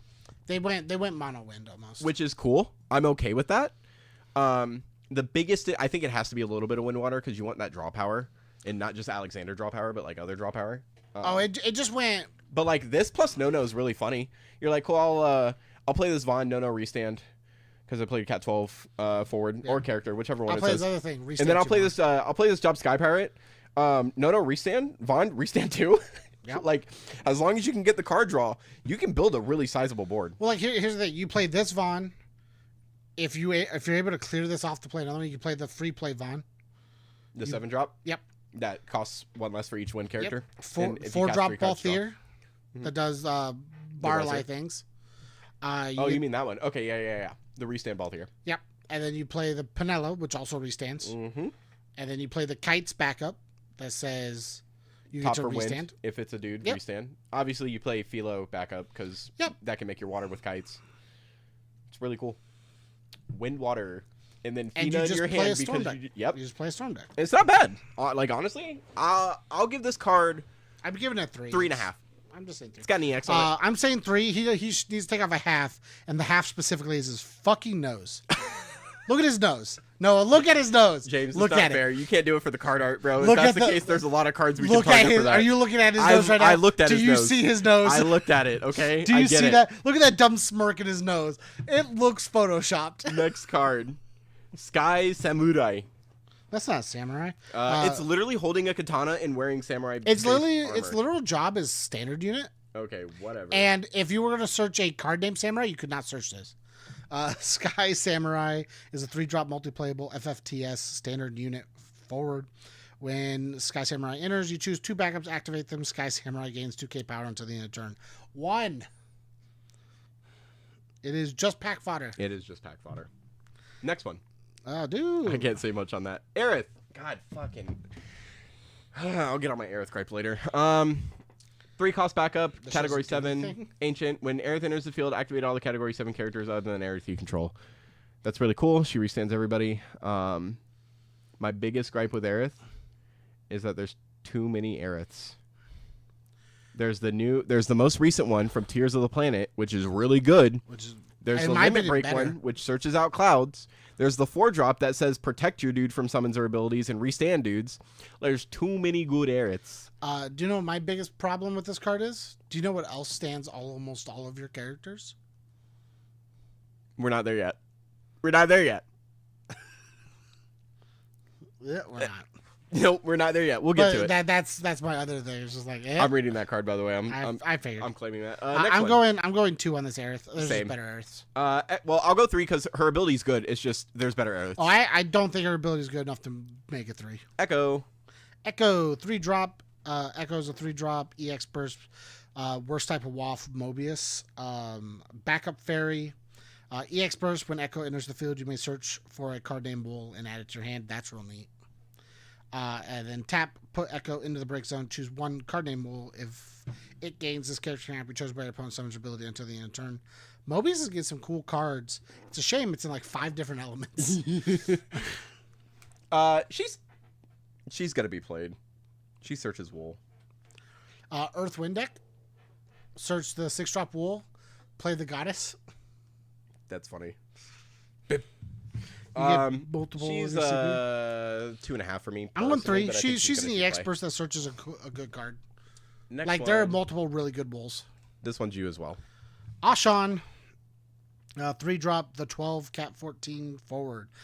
For each Cat 12, you can for each the 12 you control other than Ashan, Ashan gains 1,000 power. If Ashan has 10,000 power or more, Ashan gains he cannot be chosen by your opponent's abilities, and if he is dealt damage by your opponent's abilities, the damage becomes 0. He becomes a stick. He becomes a big fucking stick. He's a 3. He's a gross big stick, though. He can be. But yeah. How many of the 12 are there? 12? About, yeah. I also agree at like 3. He could be a 17k stick. Bip. Clued. Honestly, go ahead. I'll just let you do your thing. Well, it's your turn. Oh, it is my turn. You're right. I'm like waiting for a specific card to show up. Before I say know anything you are. now. All right. Cloud, 5-drop 9k. Warrior. Gross. Not like it matters. Cat 7. Warp 2.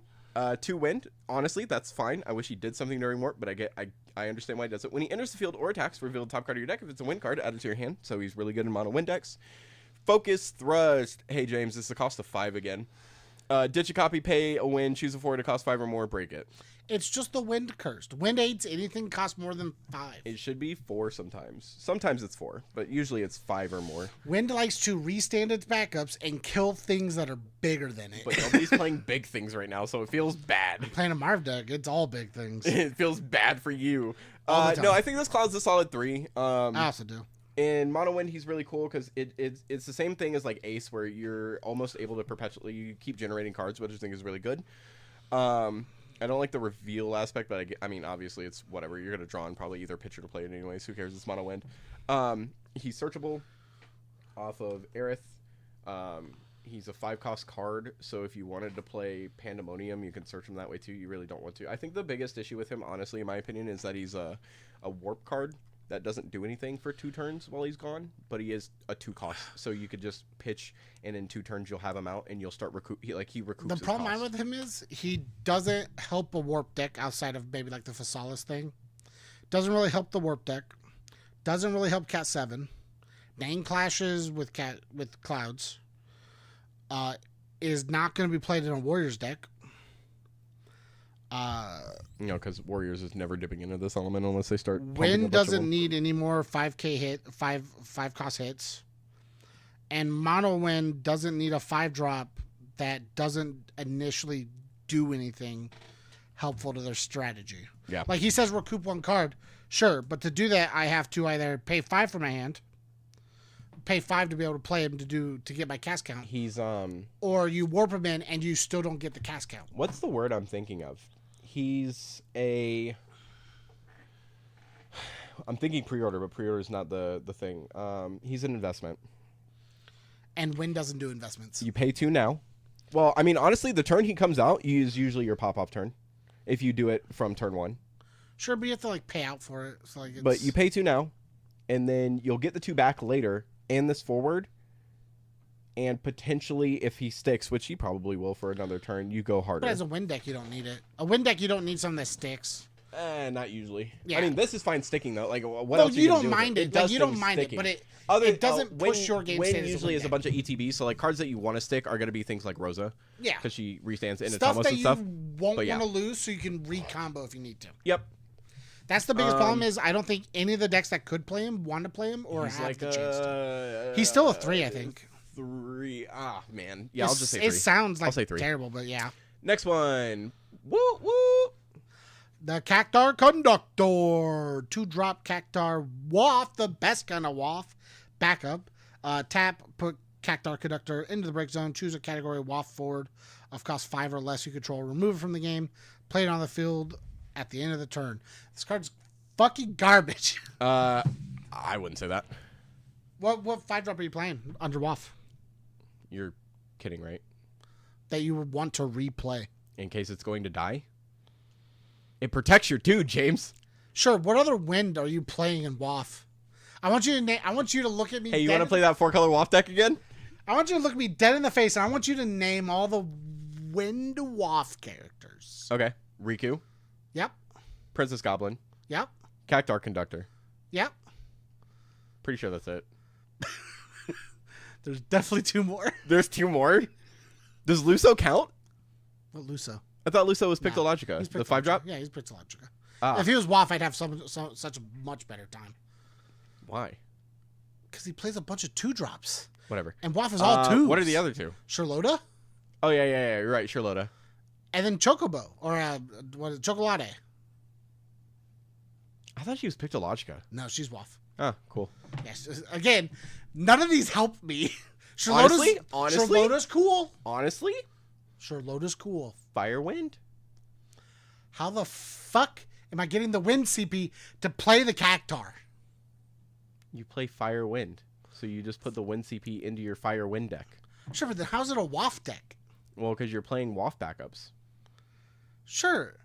Well, you're playing some Waff backups and a mix of Waff forwards. That's the issue. You have to either downplay the Waff or play really bad cards. They hate you. I don't know what to tell you, man. Dude, you're telling me. This card, if it wasn't Wind, is a good card. It's a really good card. 100%. Throw it in ice, earth, fire, fucking anything else. Lightning, because Cloud exists? Sure. Why don't we have a color fixture yet for WAF? Give me a fucking color fixture for every other fucking set you're building, but WAF can't have one. It's just so funny that you started in the format where WAF was really good, but it was the end of that format. And I did have WAF card. I didn't have a WAF deck. I had the WAF deck. Yeah. Next one. Oh, wait, I still think this card's a 3. I think you can teeter into 4. I just don't think it's good enough to be a 4 all the time. I'll do it. Don't worry. Sisney. It has your buddy on it though. It does. Which one? Ah. Next one is Sisney, which is weird. This is the one you wanted, right? Yeah. God, kill me. Youth Coalition member, Cat 7. When she enters the field, select one of the 2 following actions: choose a monster, break it. Not terrible. Choose up to 3 backups to activate them. Also not terrible because she refunds her cost. And then you can tap her to choose a forward and deal it 2k damage. She's like 3. 1. She can refund her cost. She can get rid of a monster. She can 2k something. I'll give her a 3. She's got variable modes. She's Cat 7. I'll go 2. I won't go 1. She does things. I just don't care enough about 2.5. I'm going. I can't go any higher. 2.5. She doesn't. Here's the thing. Name one deck that wants to play her. Like, actually. My mono win Cat 7 list. Does it really want to play her? Yes. Does it? Yes. Are you lying to me? No. I feel like you're lying to me. I feel like you're lying to me. I promise you I'm not. What are you needing from her for your mono win Cat 7 deck? Monster breaks. You mean much like your Alexander's? Fuck out of here. You can never have enough. I'm going to. I want you to know, if somebody plays a Mod Slasher and I have the ability, I will break all of them instantly. I understand. I'm still going to. You're not getting me on that. Next card. White 1. Mage. This one's you. Actually, maybe 2. 2-drop White Mage, multiplayable, FFTS, standard unit backup. Tap, discard a card, choose 3 cards your opponent's breaks are removed from the game. If the discard card is a water element, also draw a card, then discard a card, because that seems funny. This card's a 3. I think this card's a 1. Tap, discard, remove 3 cards. Yeah, sure. 3. The only issue is that because Monsters is running about a little bit, Kamiya is going to be a problem. You're going to need that absolute removal. Otherwise, though, I like really pay 3 to remove 3 is not bad. The removal's cool. It's neat. The decks that want to play it don't have space for this. Or here's the thing. The decks that could play this don't have space for it. And the decks that... What? They'll make it. Sure, maybe. Sure. The decks that could play this won't need this for the space or won't need the ability. But, like, how funny is this if, like, you play it against this deck with your Mono Earth and somebody goes, fuck it, pitch, tap, I'll remove 3 dudes? Yeah.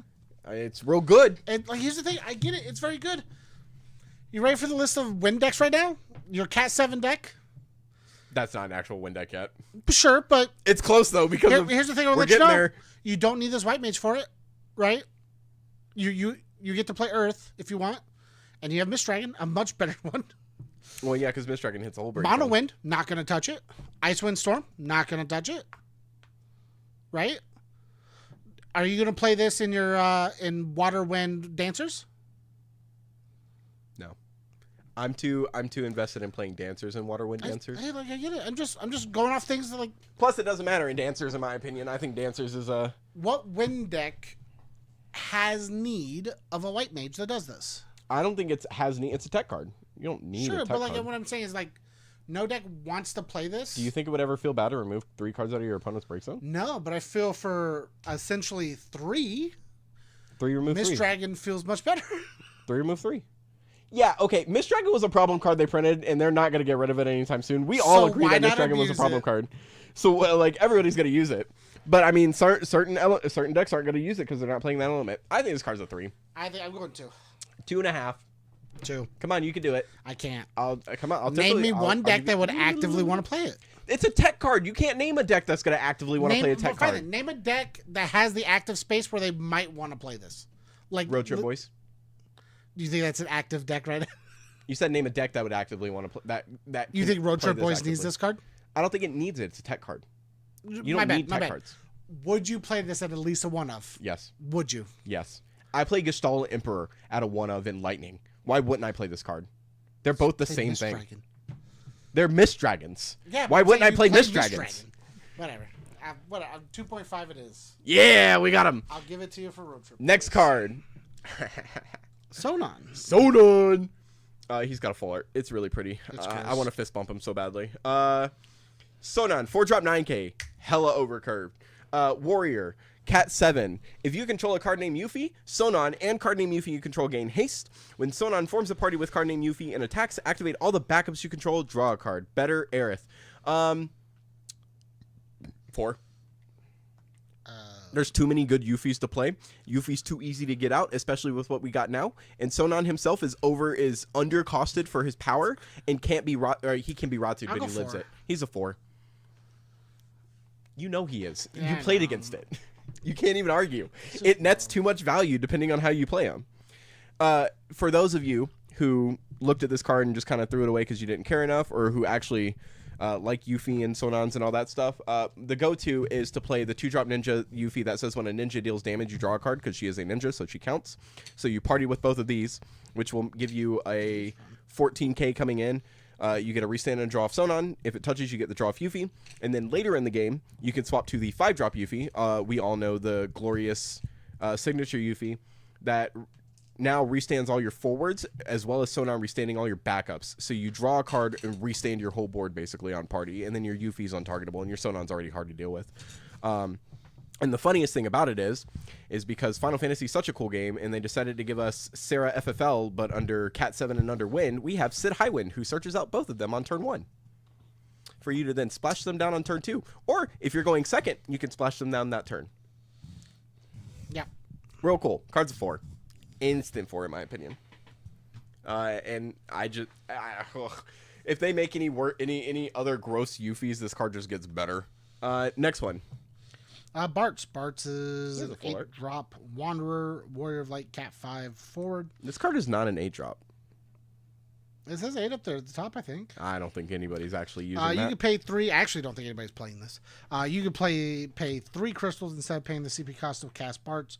When Bart's enters the field, you reveal the top 2 cards of your deck. Top card of your deck. Play up to 1 character. Cost 3 or less from among them. Add the other cards to your hand. He's a cheap, quite literally a cheap 9K body that plays you a character. I actually don't think that's true. I think he's a cheap 9K body that says draw 2 cards. Why do you say draw 2? Because you add the cards to your hand. You add the other to your hand, so you can play one or you can add both. Yeah, which is still fine. I think you're more likely to. I think almost anytime you play this card, if you're playing him obviously for the alternate cost of crystals, which isn't too difficult depending on the type of crystal deck you want to build. I think crystal decks are B tier, but I think this Bart's gives crystal decks just a better beat stick to use too. Sure. No, I think this card's a solid 3.5. Even if you pay 8 for him, you're getting back 4 CP, so he only cost you 4. Yeah, he's a 4-drop. So yeah, this is a solid 3.5 in my opinion. I'm fine with 3. I don't value crystals enough to give him an exorbitant amount of stats on it. That's fair. Next one. And I don't think you're ever going to actually play the first half of ability. You're only ever going to draw 2. I might play the first half. I like playing cards. No, what I mean is you're not going to reliably hit a 3-drop you can play off the top 2 cards. Maybe. Yeah, that's the big one. It's 3 or less. Sure, but I mean at that point Look at this cool Edgar. Yeah, your choices. Look at the Zidane that I had also off the top. Your choices of cards are not as great. Yeah, I'm just saying, the odds of you hitting something. I don't think you're allowed to go any higher than top 2 off of the cost. No, I'm saying like understandably so. It's just that's why I have it at a 3. Next one, Penelo. 2-drop 3K, Cat 12, Dancer, Sky Pirate. Dancer's probably the only most relevant part in my opinion. If you control a card named Vaughn, the cost required to cast Penelo is reduced by 2. When Penelo enters the field, reveal the top card of your deck. If it's a Cat 12 card, add to your hand. That is too risky for me. Yeah. She's free, which is cool, but there's other better Penelos. The only cool thing about this Penelo is that she's a dancer, but even then, there's a better dancer Penelo. So this card is a 1. I'm going 2. I put it You can 1. play it in the Storm deck. The Storm idea we had. Why would you play it over the other 2-drop? And a card. Miss out on drawing a card. Because you can miss. Because I don't think it's 1 worthy. I think it's fine. I just don't think it's. I also don't think it's as good as the other one. This is a card I don't think we'll ever see play. I also don't, but I also understand that it's not a 1 for sure. That's 1.5. Actually, you know what? I'll go 1. Why? Her nose. She's got the same fucking nose going on as Van. On to the next one. Get the Fina, James. Fina! 3-drop. White Mage FFBE. I love me a White Mage. Forward. Your warp cost can be paid with CP of any element. God, that felt racy. You love you a White Mage. I play White Mage. No, it's fine. Continue. When Fina enters the field, you may search for one card with warp and add to your hand. Tap her, choose one card removed from the game, remove one warp counter from it. You can only use the ability during your turn. Warp decks are going to look real cool. Sorry, keep I going. don't know what you're it's warping. Having me verify some stuff real quick. I just don't know what you're warping for it to really matter. Wow, like, that was all backwards. The Phasalis is cool. You get the you get the Titus, obviously. You get the 5-drop. What is the what's the one from the first warp set? It's a cat. It's also a cat 12. Oh, hey, Oliver's here, and I just now see the messages. That's so dumb. Hey, Oliver. What's the cat 12 character that has warp? Set 1 goes Vayne? to Golbez. Vayne, yeah. He doesn't have warp. He just reduces he does warp things. That's right. When warp counters tick, he draws. No, he ticks and draws. He ticks and draws. Yeah, he ticks and he draws from his own ability. No, he has an ability that ticks, and he has another ability that draws. So at the start of the thing, he'll tick. At the start of the attack phase, I believe he ticks. And when one ticks, he draws. And then when one ticks, he draws. Which is why he ticks at the beginning of your turn. Yeah. We could be wrong. I'll look it up right now. Yeah, I think Vita's cool. When he She's enters a the cool field card for warp. When he enters the field at the beginning of your main phase during each of your turns, choose one card removed from the game. Remove warp counter from it. When a warp counter is removed from any player's card, draw a card. Okay, cool. He ticks, draws because of that. Is it a once per turn on that draw, right?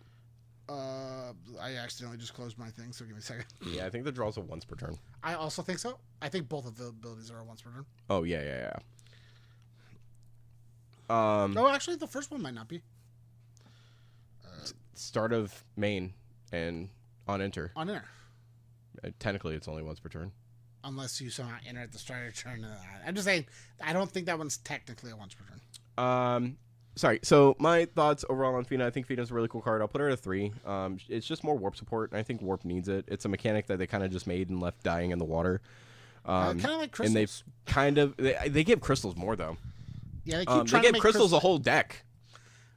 Yeah, I know. They keep trying to make crystals work, and it's just not going well. I think when crystals works, crystals is really rough to deal with because you can't get rid of the crystals. Yeah. That's the scary part about it. But yeah, no, I think she's cool. I'll give her a 3. I just think she's slow. That's my biggest issue with her. She's also very slow. It's a tentative 3 though. It's not a very comfortable one. Next card. Gorger. 2 CP, 7k forward. During your turn, he also becomes a forward with 7k power. He cannot be blocked. 7k monster. Yeah. During your turn, he cannot be blocked by a forward that costs 3 or more. When he deals damage to your opponent, you can put him into the break zone. When you do so, choose up to 3 backups, activate him, and draw a card. Honestly, I like Gorger. He's cool. Honestly. Trade with me. Generally is how you want to do it. You either trade with me and you lose a dude, I'll lose a dude, or hey, I get to touch you, restand 3 and draw. This card's pretty good in Mono Wind. Mm-hmm. A dude that can't be touched, and then when he hits, he restands 3. It's a little hard to block him too. Yeah. And whatever, usually whatever's in his cost range is also within his power range, so it is like almost a trade. I'll give Gorger a 3. I'll go 3 as well. I won't be super stingy. I think he's a cool card. Next one. This one's you. Milufe. I also think she has a flirt. She does. She's a Moogle. I'm trying to figure out how to say her name. Backup FFTS Moogle. Tap, put her in the break zone. Draw 2 cards. You're going to play this ability. You have 15 or more wind cards in your break zone. It's a cool one of in any wind mono deck. Outside of that, this card is unplayable. It just says draw cards. Yeah. And she's a 1 cost. Yep. So, like, honestly, it's not terrible. She's not searchable, though. And you can't play it till you have 15 cards in your discard pile that are only wind. Which means mono wind is basically the way you're playing this card. Yep. Or like a split. I think Icewind could do it too. The cheap backup's not terrible though. No. And it's Moogle, so it's semi-searchable. Yeah, she is. Well, she is searchable. Yeah. Moving on. I'll give her a 2. I'm going 2. Hey, I got the Larsa, who's also got a full art. Hey, does this Larsa really have a full art? Yeah. That's so fucking lame. The Ash, I think, also has one. That's so fucking lame. They're bad arts. 4-drop backup. Cat 12, Emperor. When Larsa enters the field, you may search for a card named Ash, card named Bosch, or Job Judge. Add it to your hand. It was real cool to get my Bergen deck back.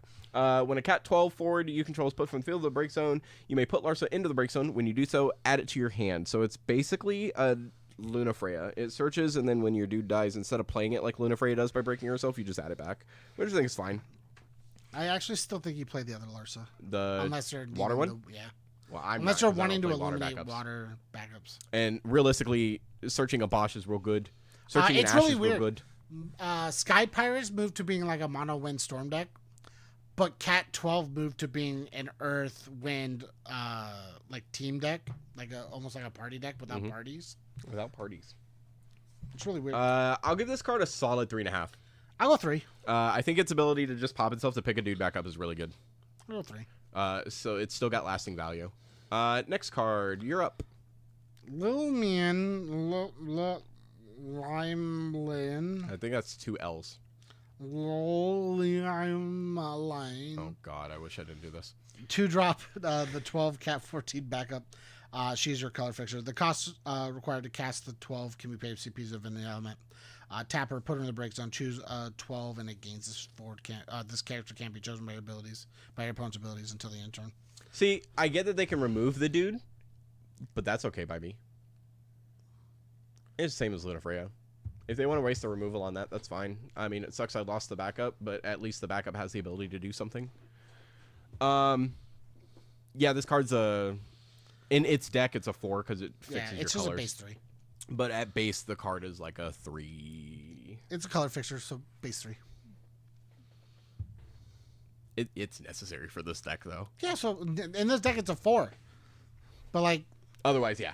Actually, no, not even base 3 otherwise. Well, I guess you could splash it in and then play other dudes. For other things. So that's fine, that's fine. You're not playing like a full 12. Okay, yeah. And last but not least, the 6.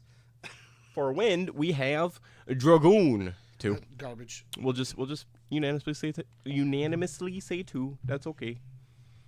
I'm not gonna whine about it. You wrap up on wind.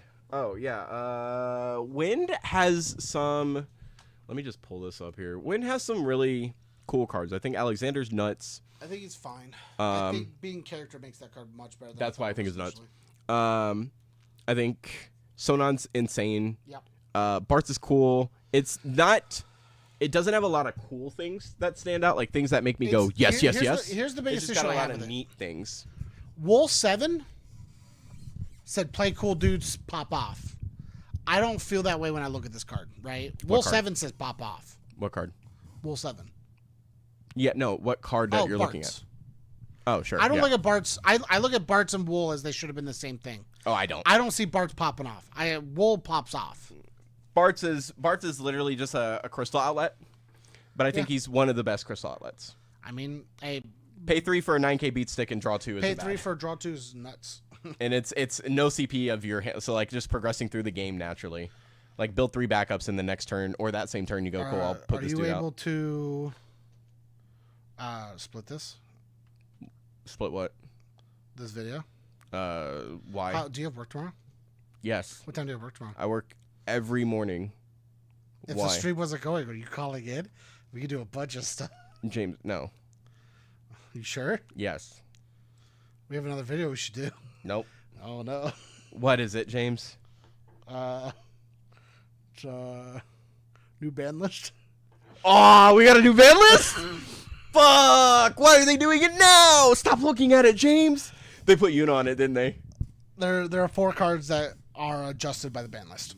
This is again. This is JP, don't talk about this is JP's ban list, so we'll talk about it later. Don't talk about it. It hasn't come to English yet. It's just JP's. Don't talk about it. Okay. You need your phone though. Fuck. I'm gonna stop looking. Okay. So wind overall is probably it's got very few in my opinion, hitters for cards. So I give Win like a 2.5. There's a few cool things. I think Larsa, Ash, Sonon, and Bart's are the ones that stand out for me. Otherwise, everybody else is kind of meh. I kind of feel like this is a 2. I don't feel anything strong coming out of Wind. Sonon obviously, and I think Bart's is fine. And I kind of do like the Alexander, that now that I know it's a character, but I still think it has very little room on where it can be played. And I think that it's very meta dependent. I think the other Alexander might just be better all around, but we'll see. Moving on. Sorry, give me uno momento, por favor. You're fine. Shout out to the guy that refuses to play this fucking game but sends me all of the links on what's going on. Connor's so funny to me. All right, we're on Earth, baby. Ajito Marujito. He's a mage. He's a 6-drop 5k, cat 12. When he enters the field, choose 1 forward. If the cost to cast Ajito was paid of CP of 3 or more different elements, break it. When Ajito enters the field, choose 1 forward. If the cost to cast Ajito was paid of CP of 5 or more different elements, remove it from the game. You get both effects, so you get a break and a remove.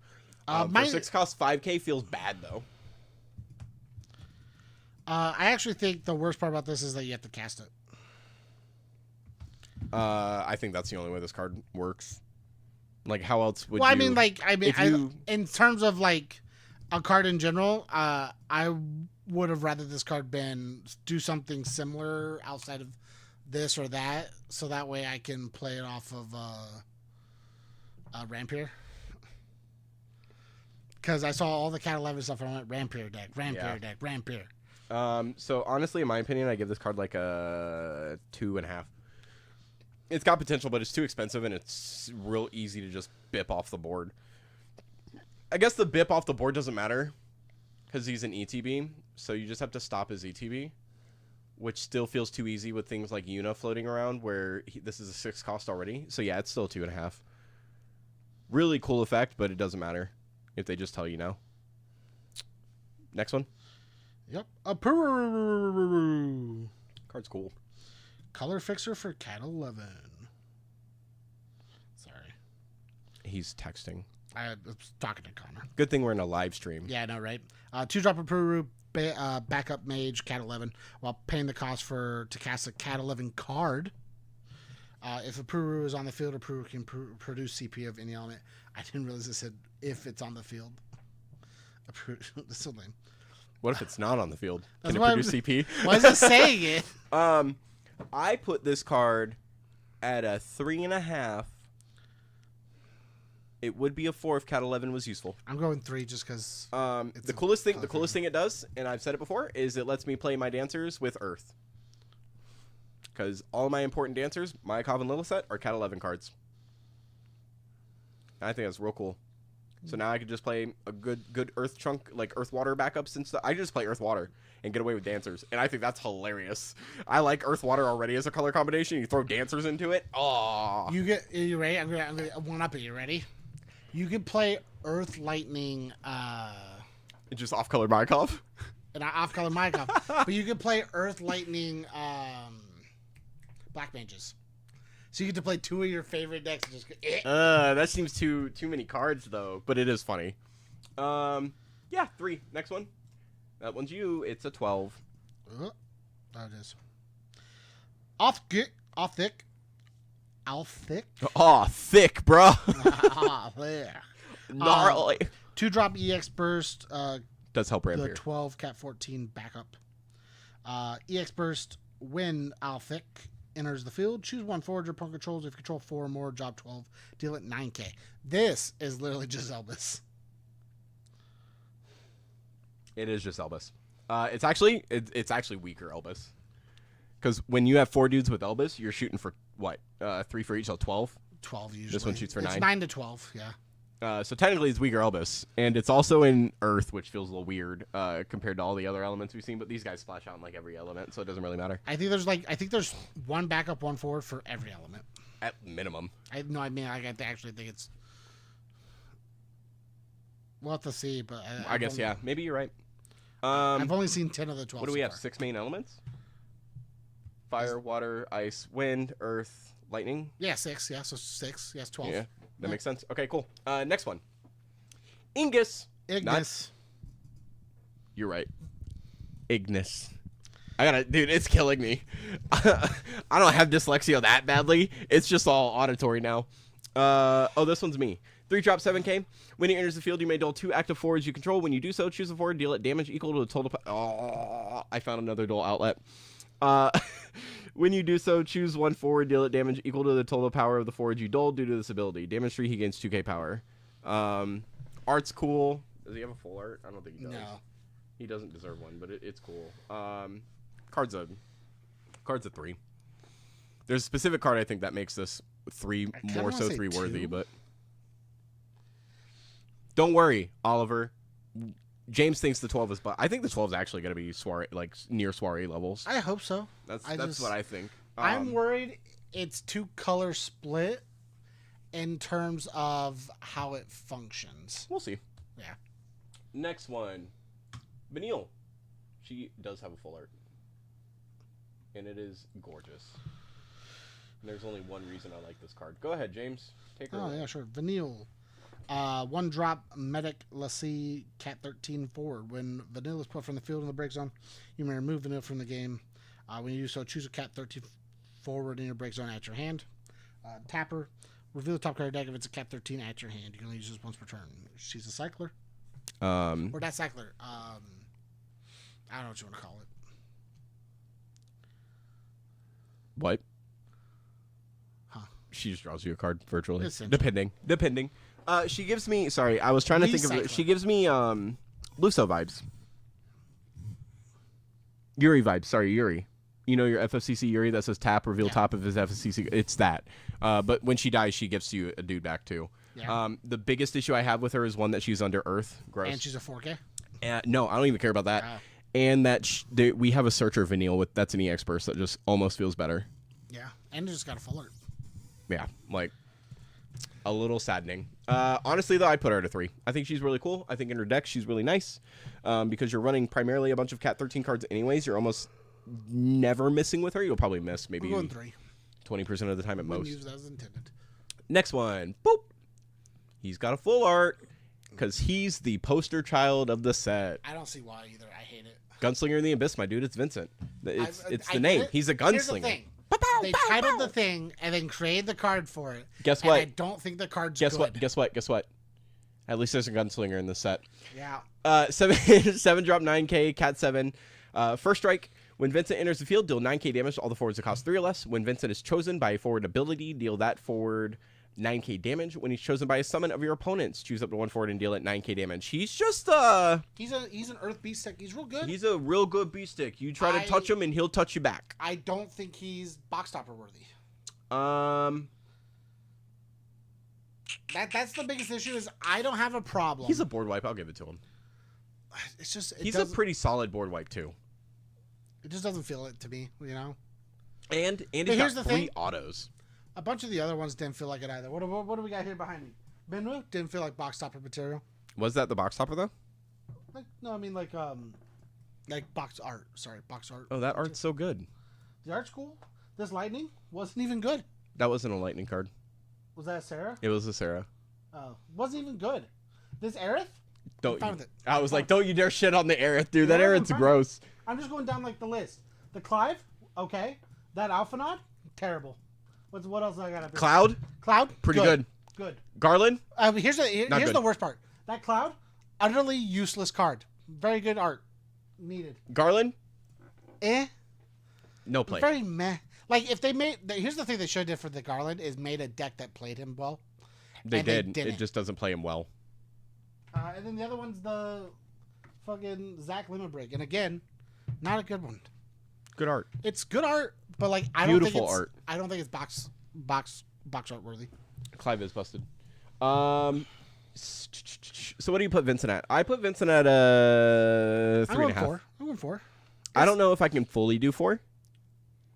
He board wipes or tries to board wipe. He can potentially board wipe a lot of things now. It's just his cost means that you kind of play him and you're done. And if your opponent has a response, it just feels bad. He's a 9K first strike that board wipes, hits. But what if I Ratsu him? What does he do then?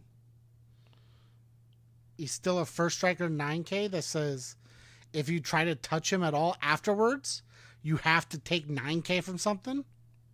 Yeah, but like, what if I'm playing Yuna? He never touches me because I'm hiding behind a Cecil with my Yuna. To target him with Yuna. Mm-hmm.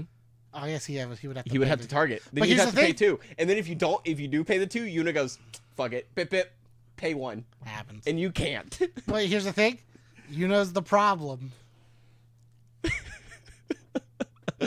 We'll get to it. Yuna's the entire problem with that Next entire one. thing. I'll give him a 3.5 for your 4. Deal? That's fine. Cool. I'd like him as a board wipe. He's fine. I think Aiko's yours. She Yeah. also has a full art. She is the box stopper, or the pre-release promo. Sorry. Yeah. 4-drop Aiko, summoner, cat 9 forward. When Aiko enters the field, choose 4 summons in your break zone, put them on top of your deck in any order, shuffle your deck, and reveal the top 4 cards. Cast 1 summon among them without paying the cost, and put the rest in the break zone. This card's a 4.5. Yeah. Like, the only reason it's not a 5 is because it's of the random summons. Yep. You can whiff, and you can hit something you don't want. Player would see more. Doesn't matter. You stack the summon you want. You right? don't get to stack the summon you want. Is it shuffle before? Yeah. Kill me. It's shuffle, check top 4. You put 4 on top, and then you shuffle, and then reveal the top 4. Oh, that's so annoying, but the summon choices are so cool. Here's the thing. Again, the only reason it's not a 5, random choice. Random choice. You can whiff or hit something. You can hit, like, you can literally hit a Mist Dragon while they have a Kami on board. It's just like, fuck. And that's the only thing you hit. You're like, I guess. Look at this really cool arc. Tap. I mean, honestly, run a deck of 3-ofs and just keep playing her. I wish he was a 4 cost. Oh, or a 4K. I'm 100%. They're so lucky they didn't make this card a 4K. Oh my god. No, I'm 100% playing this in Chark. Why wouldn't you? There's nothing that stops you Especially from playing because you would just be playing the new one. There's nothing that You're stops playing you from lightning. playing Arc. You're playing Lightning Earth, so you definitely don't need Noah, the backup. I know. There's Arc nothing is to stop free. you. There's nothing to stop you. You can't cast Arc. Wait, hold on. We need to reread Arc. Arc says it reduces cost based on. Yeah, but do you need a dark card to cast? No, you don't. Never mind. I was gonna say you don't need to. You need It's one just for Madine. it's almost You need a light impossible to play She's it a 9 without cost. having a dark. Yeah, you don't need a dark card on board. Madine, you need a light card. That's why I was thinking, because they're like opposites. Okay, yeah. No, she's 4.5. She's so close to being utterly bonkers. Yeah. Next one, Gladiator. 2-drop backup. Discard a card. Choose a forward against 1k power until end of turn. If the discard a card is a fire element, against 3k power until end of turn instead. Pack fodder. 1. Moving on. Beastmaster. This one's kind of cool. 3-drop, multiplayable, standard unit, Cat 11 backup. When Beastmaster enters the field, reveal the top 3 cards of your deck. Play 1 monster of cost 2 or less from among them onto your field. Put the rest on the bottom of your deck in any order. And then tap, put Beastmaster in the break zone, choose a monster that is also a forward, gains 4k until the end of turn. It's neat. It's just cool for Earth, Water, Earth, Ice, basically, monster decks. Because it plays, which is cool. It doesn't say add to hand, which I think is nuts. So, like, you hit a Tonberry, you play a Tonberry, and draw a card. It's a 3. It's neat.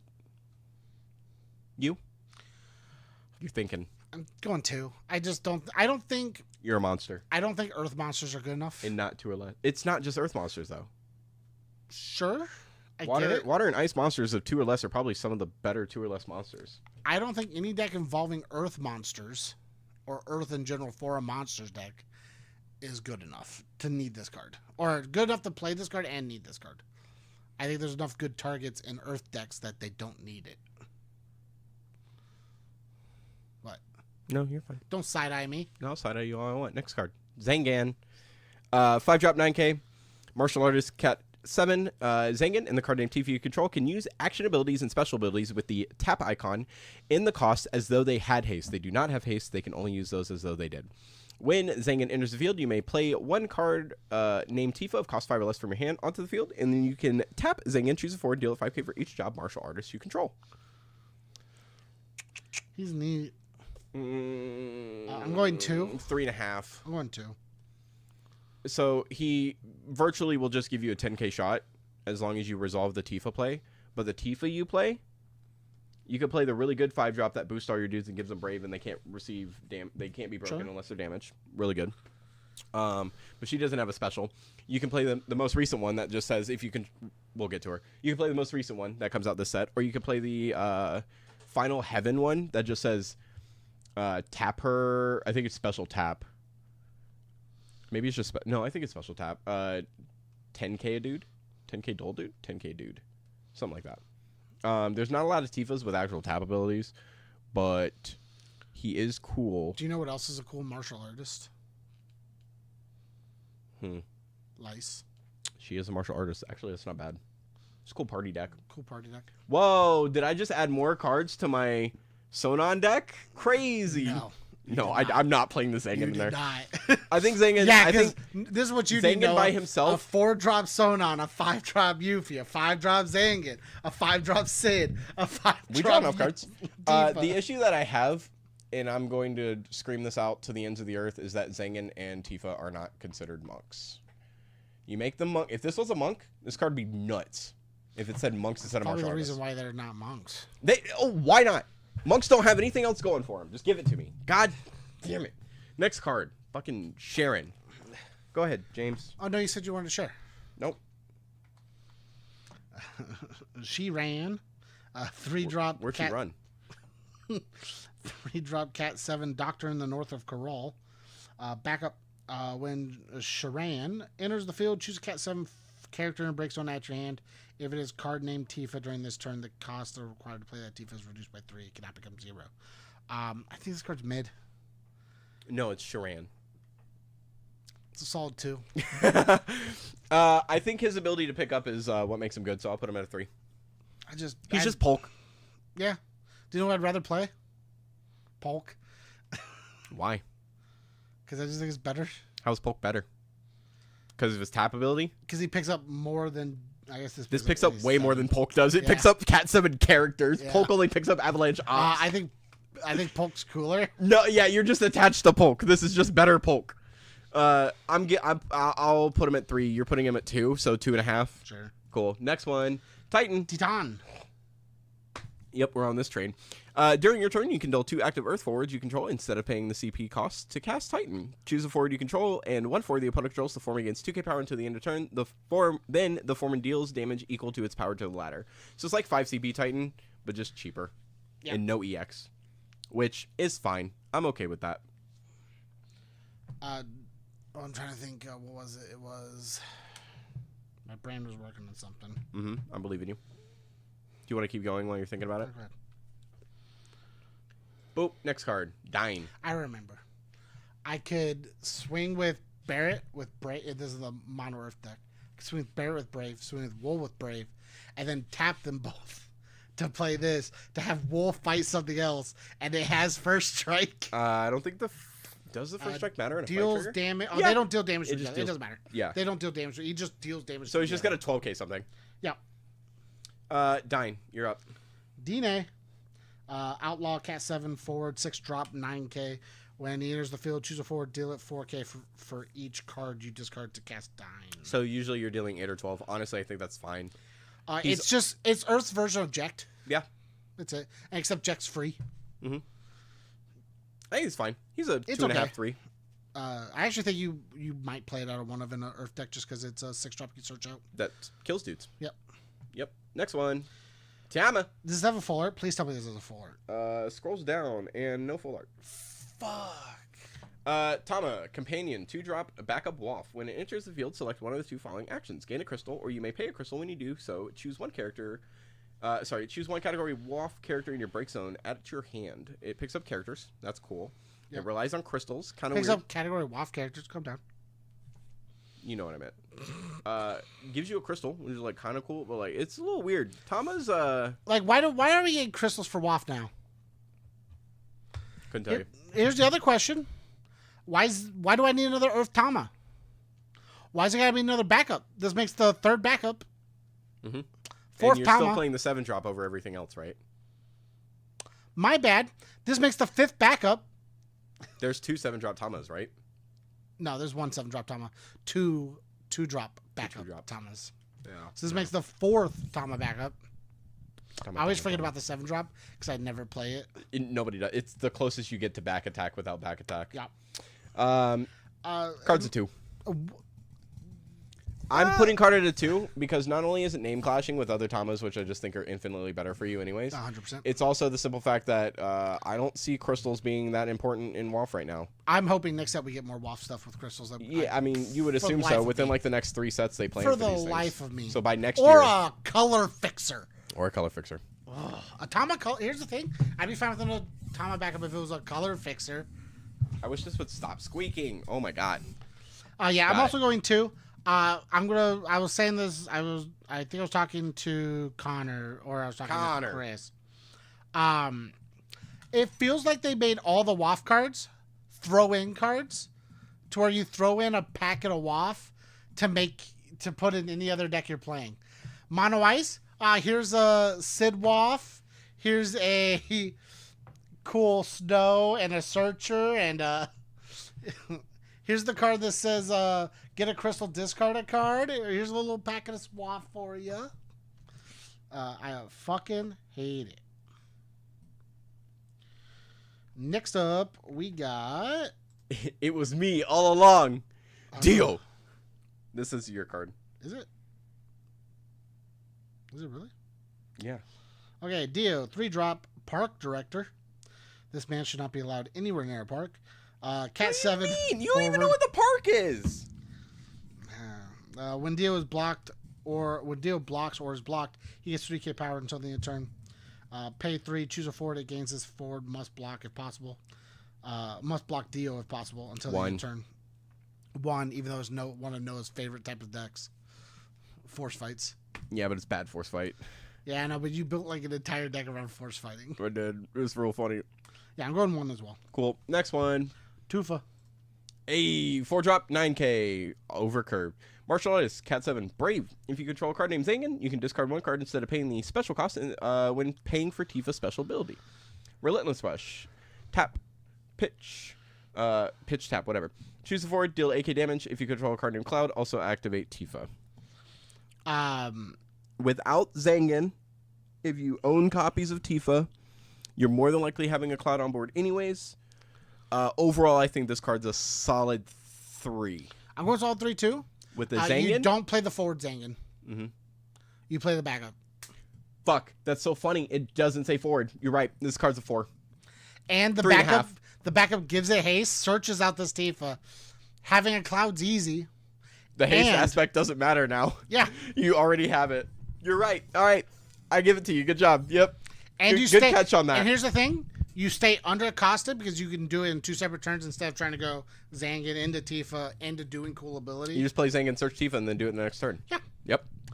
And stay in Earthfire colors. Yep. All right. Cool. I like it. I appreciate it. Noctis. 3.5. Next one. Yeah. Noctis. He has a full Noctis. art, and he does not deserve a full. I mean, the card art does deserve it, but this card itself does not. Noctis, Cat 15, Prince, forward. When Noctis enters the field, he's searchable off of Sarah. Because he's a prince. Yeah. He's searchable because he's Noctis.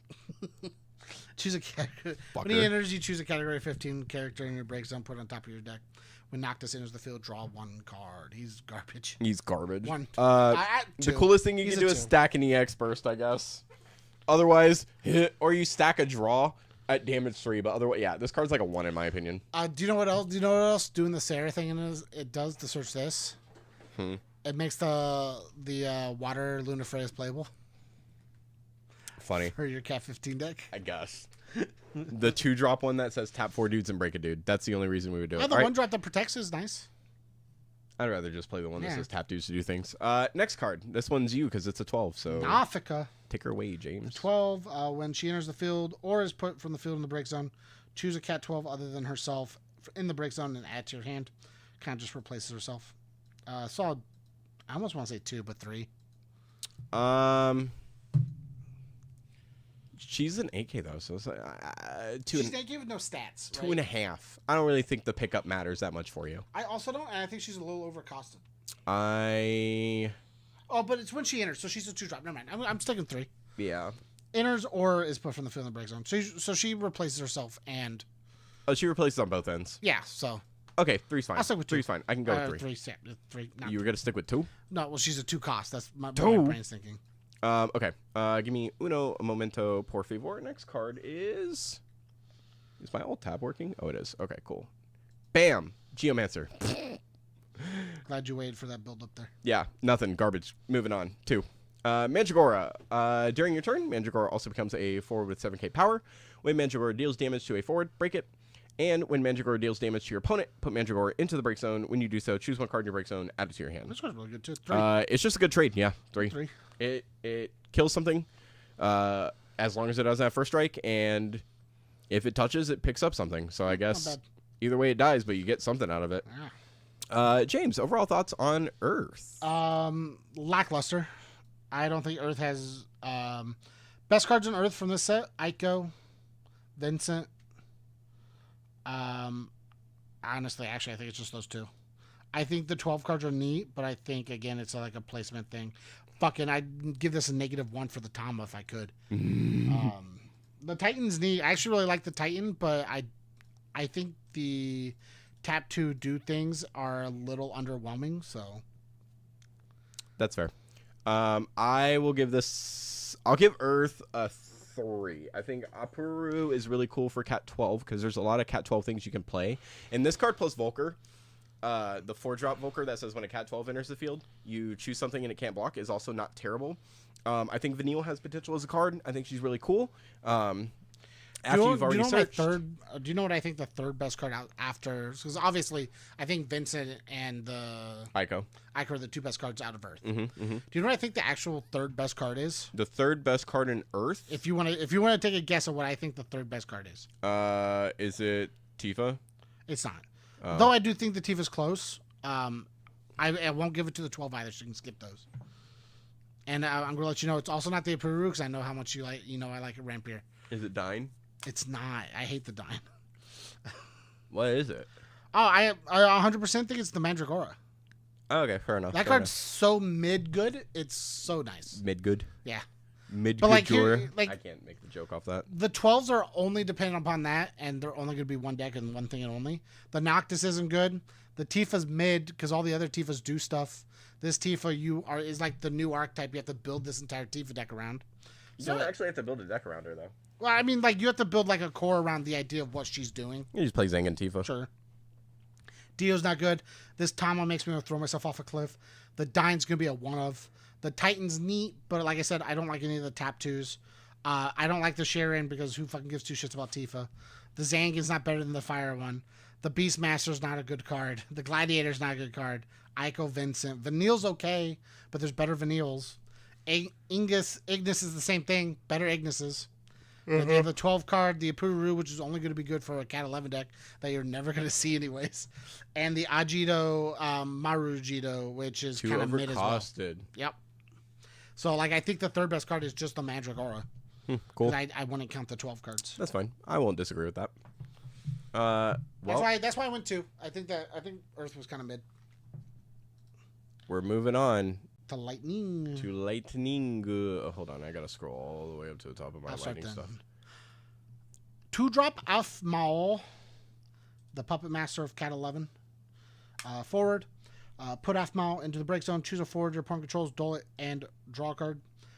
Pay 2 lightning in the colorless. Remove Afmal from the break zone from the game. Choose a forward, duel it. You can only use the ability if Afmal is in your break zone. I think this card is a 2. I think you will see it in certain decks at a 3. She's a really cool tech piece. 2.5. I think she's only playable really in one deck. I don't think we'll see her ever. What deck? Lightsworn. Yeah. She's a 3-drop that says you get to push. I think if they deal with her, I mean, yeah, but like Dola draw a card's not bad. She replaces herself. No, that's what I'm saying. But like, I don't think there's a deck that needs her. Lightning right now is a secondary color, so it has to be good enough to. Yeah, you fuck off. giving him the eyes because I play mono lightning. But like lightning right now at best is a secondary color, or a third color in the sense of like Chark plays lightning as a third color. Like there's no good secondary colors that needs it. Lightning's the second color in Chark. Lightning is the third color in Chark. What's the second color? Earth Water. Earth Water's not played anymore. They migrated from Earth Water to Earth Lightning. Oh, I think that's terrible. I think you should always play Earth Water. No, they migrated to Earth Lightning. Oh, that's crazy. Lightning won a Materia Cup, and everybody's migrating over. That's weird. I'm still playing Earth Water. I'm playing Earth Water Lightning, but sorry. Fuck, man. Seeing that, I have to put. I feel like she's a good 3. here's the thing. I think she's a good card. I don't think there's a place for her in anything built right now. Like, the only thing as she is as a card, like, her text is so nice. Sure. Dude, So I'm fine going a 3 if you want. I'm fine with it. All right. I'm just saying there's not a single deck that'll play her right now outside of Lightsworns, in my opinion. I'm so persuasive. Next card. Because, like, she's a 2-drop that you put on board that's going to dole a dude, draw a card, and then is reusable later the same way Lightning is. Mm-hmm. That's fine. It's on any turn, too. Yeah. Sick. Next one. Angeal. Angeal. 7 cost, 9k. DFF, Cat 7, Soldier. When he enters the field, choose up to 2-drop soldiers in your break zone, add them to your hand, so he costs 5. Nope. 3? I'm doing that wrong. He costs 3. Yeah, 4. Pay 2, 1 being lightning. Play a drop soldier, cost 4 or less from your hand onto the field. You can only use this ability once per turn. That's cool. He's like a Tavis. He feels overcosted, but he's real cool for playing dudes, I guess. I feel like the 2-drop is just better. The only way I feel like you want to play this card is if you have the CP to play Genesis and this card, and then it doesn't feel as bad. Otherwise, it feels bad. Here's the other thing: is he searches Genesis, but he also does play the backup restrictor. That too, 2, I guess. If you wanted to go that route, I guess. Yeah, he's. I think he's over. I'm going 2. I'll give him 2.5. He's got potential, but I don't think the potential matters as much. Do you know what it reminds me of? It reminds me of what's the Warrior 7-drop? Volker, but he does less. Yeah, basically. Next card. Elena. Not Elena. She's got a full art, and man, does it look good. 4-drop, Cat 7, member of the Turks. Forward. The cost required to player is reduced by 2 for each job member Turks you control, so she's essentially free. Has haste. Damage 3 when she enters when she's dealt damage by a forward your opponent controls, you deal that forward 5k. I think she's neat. If it wasn't for that she's free, I'd say she's unplayable. But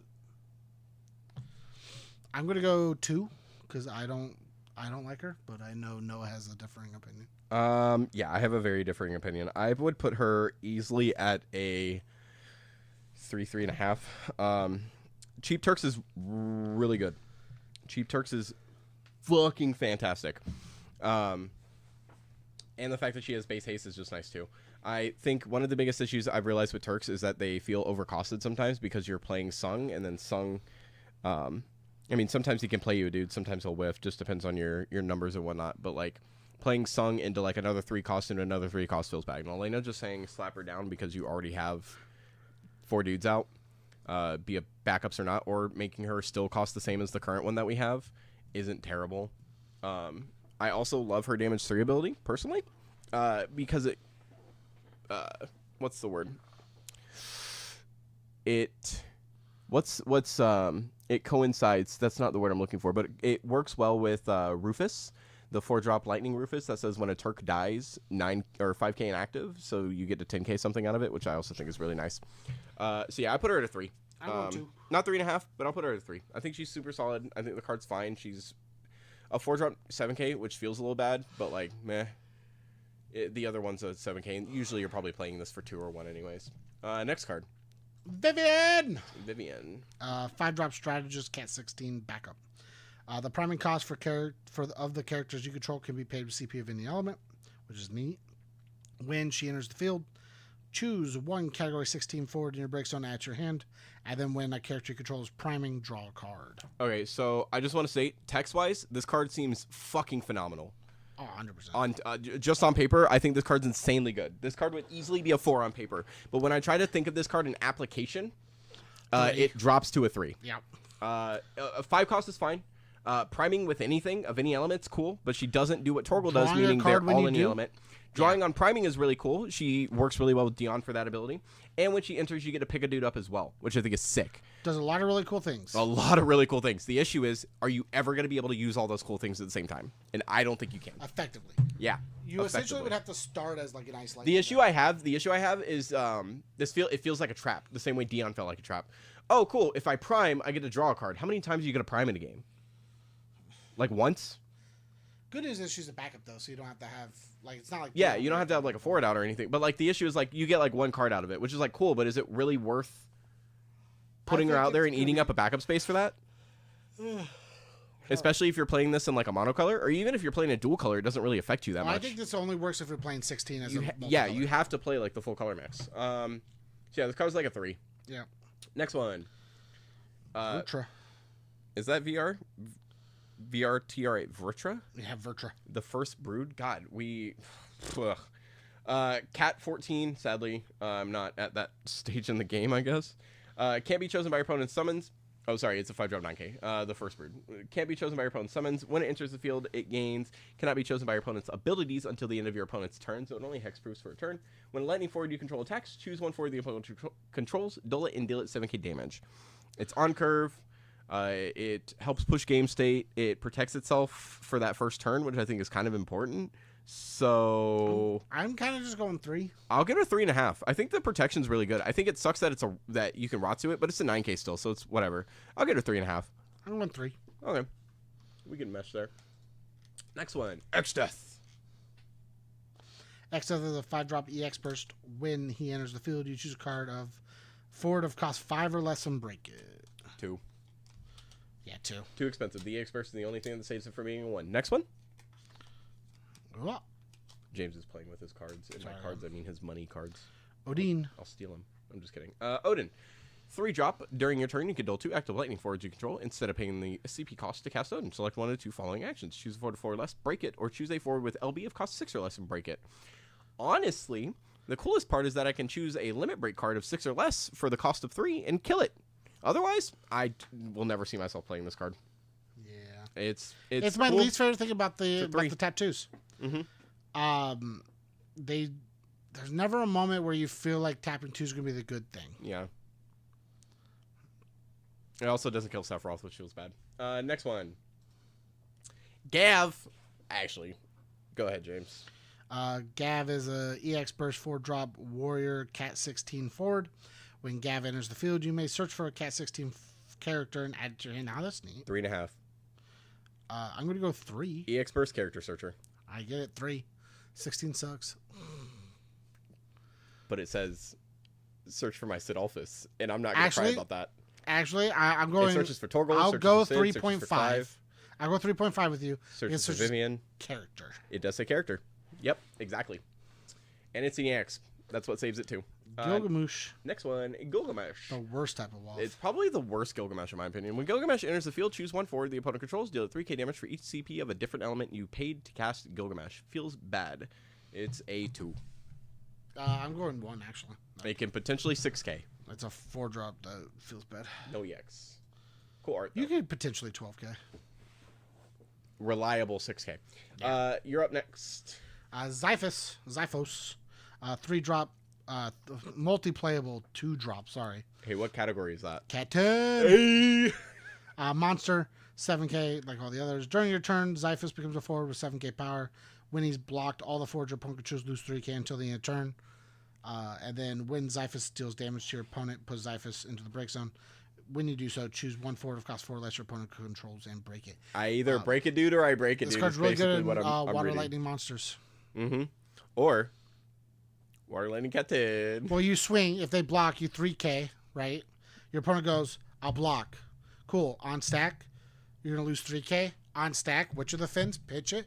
Deal this one 7K. Or you just go Marlboro and 3K the board again, so it's neg 6 on their board, which is funny too. Yep. And they lose all abilities. Yeah, this card's cool. It's solid 3. Yeah, 3. I wouldn't put it any higher. Next one. Sleipnir. 2 cost 5K. On curve. Cat 16 Knight. When Sleipnir enters the field, you may reveal 1 dark card from your hand. If you do so, draw 1 card. When a dark forward enters your field until the end of turn, Sleipnir gains 3K power and haste. It's very niche. I like the concept. I don't think this card will see play, and I don't think it will be. It's for your Lightning important. Odin deck. Honestly, I was thinking about this with Vegnagun for shits and giggles. Oh, I was talking about Barnabas and Odin. Yeah. It's a 2 though. I'm also going 2. It's not that good. Yeah, it's a little bit of a shame, but I can't cry about it. So, next one. Oh yeah, this fucking card. Okay, let's get into this one for a little bit. Sarah. 4-drop. Also, really good art. Let's see, Cat 13 forward. When Sarah enters the field or deals damage to your opponent, choose one forward of cost 4 or less your opponent controls. If you control 2 or more Category 13 forwards, break it. Pay 0 if you have 3 or more Category 13 forwards. Sarah deals 1 point of damage to your opponent. You can only use the ability during your turn and only once per turn. That card's unfair. Yes. That card allows you to play the stalliest of stall games. This is one of the reasons I think 13 might be a problem next form is this and actually the 2-drop. The light lightning. Light lightning. Oh, this mixed with 2-drop light lightning's gross. Yeah. When you think about it, yeah. I'll play this. Do my cool point of damage. Cool, and then now I will next turn. I'll play the light lightning. Swing Sarah. Trigger. Deal a point of damage. I guess you can only trigger once per turn. Oh, well. Okay. Oh, no. I had it right. I had it right. So you swing Sarah trigger, break your dude. Sarah deals, break another dude. Lightning deals, draw a card. Girls. Yeah. I think Sarah's one of the cards I think that puts Cat 13 into a really good position. Especially because with the new lightning that they also introduced this set, the combo of both of those just says deal a point of damage. Because it's once per turn during your turn, and you can use it whenever during your turn. It's not locked into main phase. So if your opponent tries to deal with Sarah, you go, fuck it, bip. Hit you for 1 anyways, I guess. I'm going 4, though. I'm going to go 4. I don't think she's 5, but she's definitely a 4. She's going to be a problem. The only issue, I think part of the reason I put her at a 4 too, not just because she's not like ultimately changing the game up as much, is because there's the 4-drop that negs their board. Yeah. And I think that one's also really good right now in the format. So yeah, totally. Negging your Yuna is real good. Totally real good. When it's a static board neg. Yeah, it's great. Yeah, it felt bad, didn't it? Feels real good. Next one is Blip Ninja 2. Next, Blip. There you go. Buyer got 3-drop, 12 character forward. When Buyer got enters the field, reveal the top 5 cards of your deck. Add 1/12 among them to your hand. Put the rest on the bottom. Pay 1 tap. Choose a 4. Dull it. That's mid. 2. I put this card at a 3. I went 2. It's a top deck searcher, but replaces, man, and then he bad. just has a nice dull ability to keep him important. It feels so bad. Next one, we'll leave it 3 then, or 2 then. 5 for the art on this one. 5 on dude, the art. The art's so good. I hope they do this for like every Cat 9 card from now on, like big Cat 9 card. Freya, she is a 4K or 4-drop 8K Dragoon. With haste, when she attacks, choose a 4 the opponent controls, deal it 2k damage for each job Dragoon and or card named Dragoon you control. And then Dragon Quest is choose a 4, deal it 2k damage for each job or card named Dragoon. It's another Freya you can add to the Dragoon deck. It's another Freya you can add to the Dragoon deck, but it's also another playable Freya. It's this one and the other one are the 2 playable Freyas, and they're both good, in my opinion. You have a board wipe, which is cool, or you just have single target. Hey, I'm just going to start hitting your board. And if they debuild your board, I'll special, because it's all in my break zone now. Yep. So yeah, she's a solid 3.5. Dragoon, she's a 4. I actually think, it's Dragoon specific. Yeah, 3. Actually, this card is just Dragoon specific anyway, so 3.5 to 4. I wanted to go 4, but the Dragoon specific thing kind of makes me go. But the art's so good. Come on, the art's so good.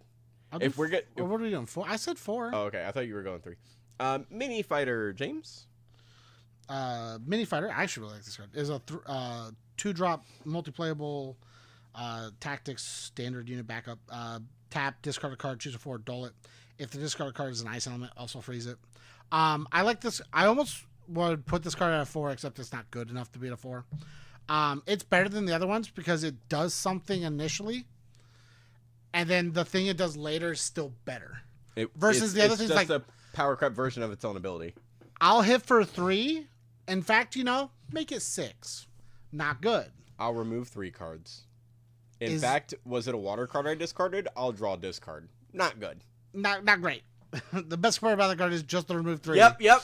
And then not only did you discard to play, you got to draw and then discard again. Like you cycled, cool, but you still didn't gain anything. Yeah. This card says I'm going to dull a dude, and then if it's the other thing, I'm going to freeze the dude. It's pretty good. It is very good at doing. I think Ice Lightning can get away with this card. Ice Lightning loves this card. Yep. Next one is a 12. Ralger. 8 drop Rauger is a cat 14 12 card forward. The cost to cast Rauger is reduced by 1 for each job 12. He has haste, and when he enters, you break it, dude. He's just your Marald. Yeah. He's actually just Marald. Yep. Big beat stick. Yep. He's a... Marald's a really good card. I'm going 4. He makes himself cheaper. He has haste, and he kills a dude. Okay, that's fine. I can work with that. In his deck, he would be a 4, yeah. Okay, cool. Next one. As intended, he is a 4.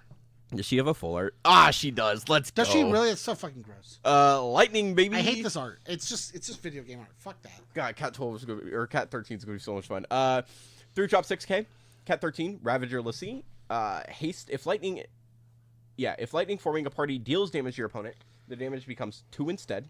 When lightning attacks, you may play 1 category 13 forward of 6 or less from your hand onto the field dull, forming a party with lightning and attacking. You can play a forward of any element. At the end of the turn, return it to its owner's hand. I think this card will be a problem. Yeah. Unchecked, which it's going to be hard. This card's a problem in my opinion. Yep. Because she has a range of things she can play. She can play Hope, which will play you another dude, and then Hope goes back to your hand for the next turn. She plays Sarah, which will end up dealing 3 points of damage to your opponent, more than likely, and killing things in the process. Or you play the other Sarah, come in, neg 5 on everything. You're going to beat over. Neg their board, so you swing over everything. And it's if she deals damage while the party's happening, too. It's like, she forces your opponent to do something, which I think is fine. I think that's kind of what we want, is to force my opponent to do things, because I'm tired of people just sitting on Una all day. Okay? Let's force some Una triggers here. I'll play Saz, deal 8K. Yeah, like, it's crazy. Yeah, this card's a solid... Fuck, man. If it stayed on board, I'd say 5. I'm going to go 4. I'll go 4. I'll be safe with a 4, but this card has a high potential for a 5. 100%. I don't want to be too stingy with it. Here's the thing I is why I'm not sold on it being 5. I don't think Cat 13 characters by themselves are good enough. No, they to have push to this work as in a tandem 5. with themselves. They are a working group of characters. Yep. That's why the 2-drop lightning's so good, is because you have to have all of the other 2-drops to make it better. Or all the it's other the reason guys, she doesn't do as much by herself either. I mean, she can play Fang. She can play Vanille. Yeah. She can play the other Hope that just says Search. She can play Noelle. That also, the range of cards that she plays is insane. She can play Caius, and then you just bounce Caius back to hand. You search for a Bahamut.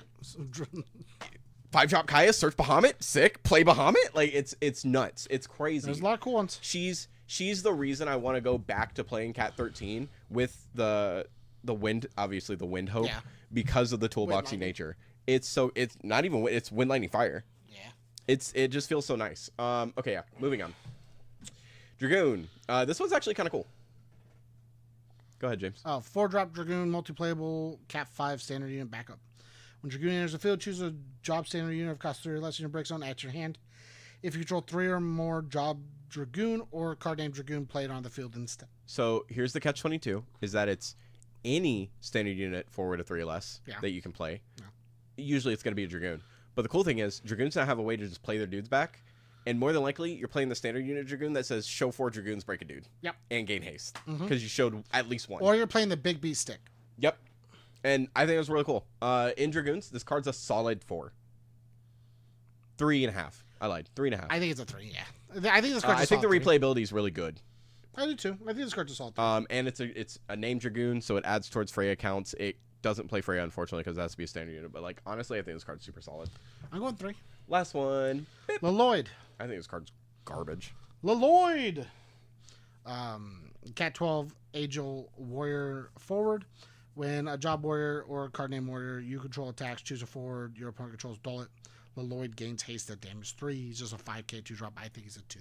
Actually, I think he's a 1. I'm going to say this card's a 2. I'm going to be proven wrong probably by some warrior players who are just splashing it, because some people are just splashing Inferion for shits and giggles too. I mean, I play Inferion. Which, like, I'll eat my words on that. Dude, honestly, giving, what's-his-face, Axstar the ability to say, cool, swing and dull this cool dude and then hit your board, gross. Yeah. So, yeah, I'm going to say 2. I'm pretty sure I'm wrong on that, but I don't care. I just don't see a lot of value in this card without you off-color splashing too much. Not too much of color, but it just feels too off-colored. I realized something else I'm so upset about. Wrapping up Lightning. I have a few cards actually in Lightning. Maybe it's wholly because I'm also biased towards Lightning. I think Lightning has a few more standouts for me. I think Angeal has potential. I think Gav is really good. I think Sarah's nuts. I think Lightning's insane. I think Freya's really cool for Dragoons, and so is Dragoon. I think Lightning itself is nuts. I think I already mentioned Lightning and Lightning anyways. I just think Lightning gives you a bit more versatility. And I also think Vitra, the first brood, I also think that card's really cool. It protects itself for a turn, which is kind of what you want in a game with Summoning Sickness. 3.5 at best. I'll go 3.5 on Lightning. I'll go 3 on Lightning. We might see something in Water that... I'll go 3.5. Subject to change. Subject to change. Okay. Subject to change. Next... Is Water. Can I tell you the one thing I hate looking at this first card in Water? Give me... That I realized? They're not FFTAs. Nope, but the art looks like FFTA. And it's FFTS. All right, here we go. Why can I never play a card with my fucking Marsh?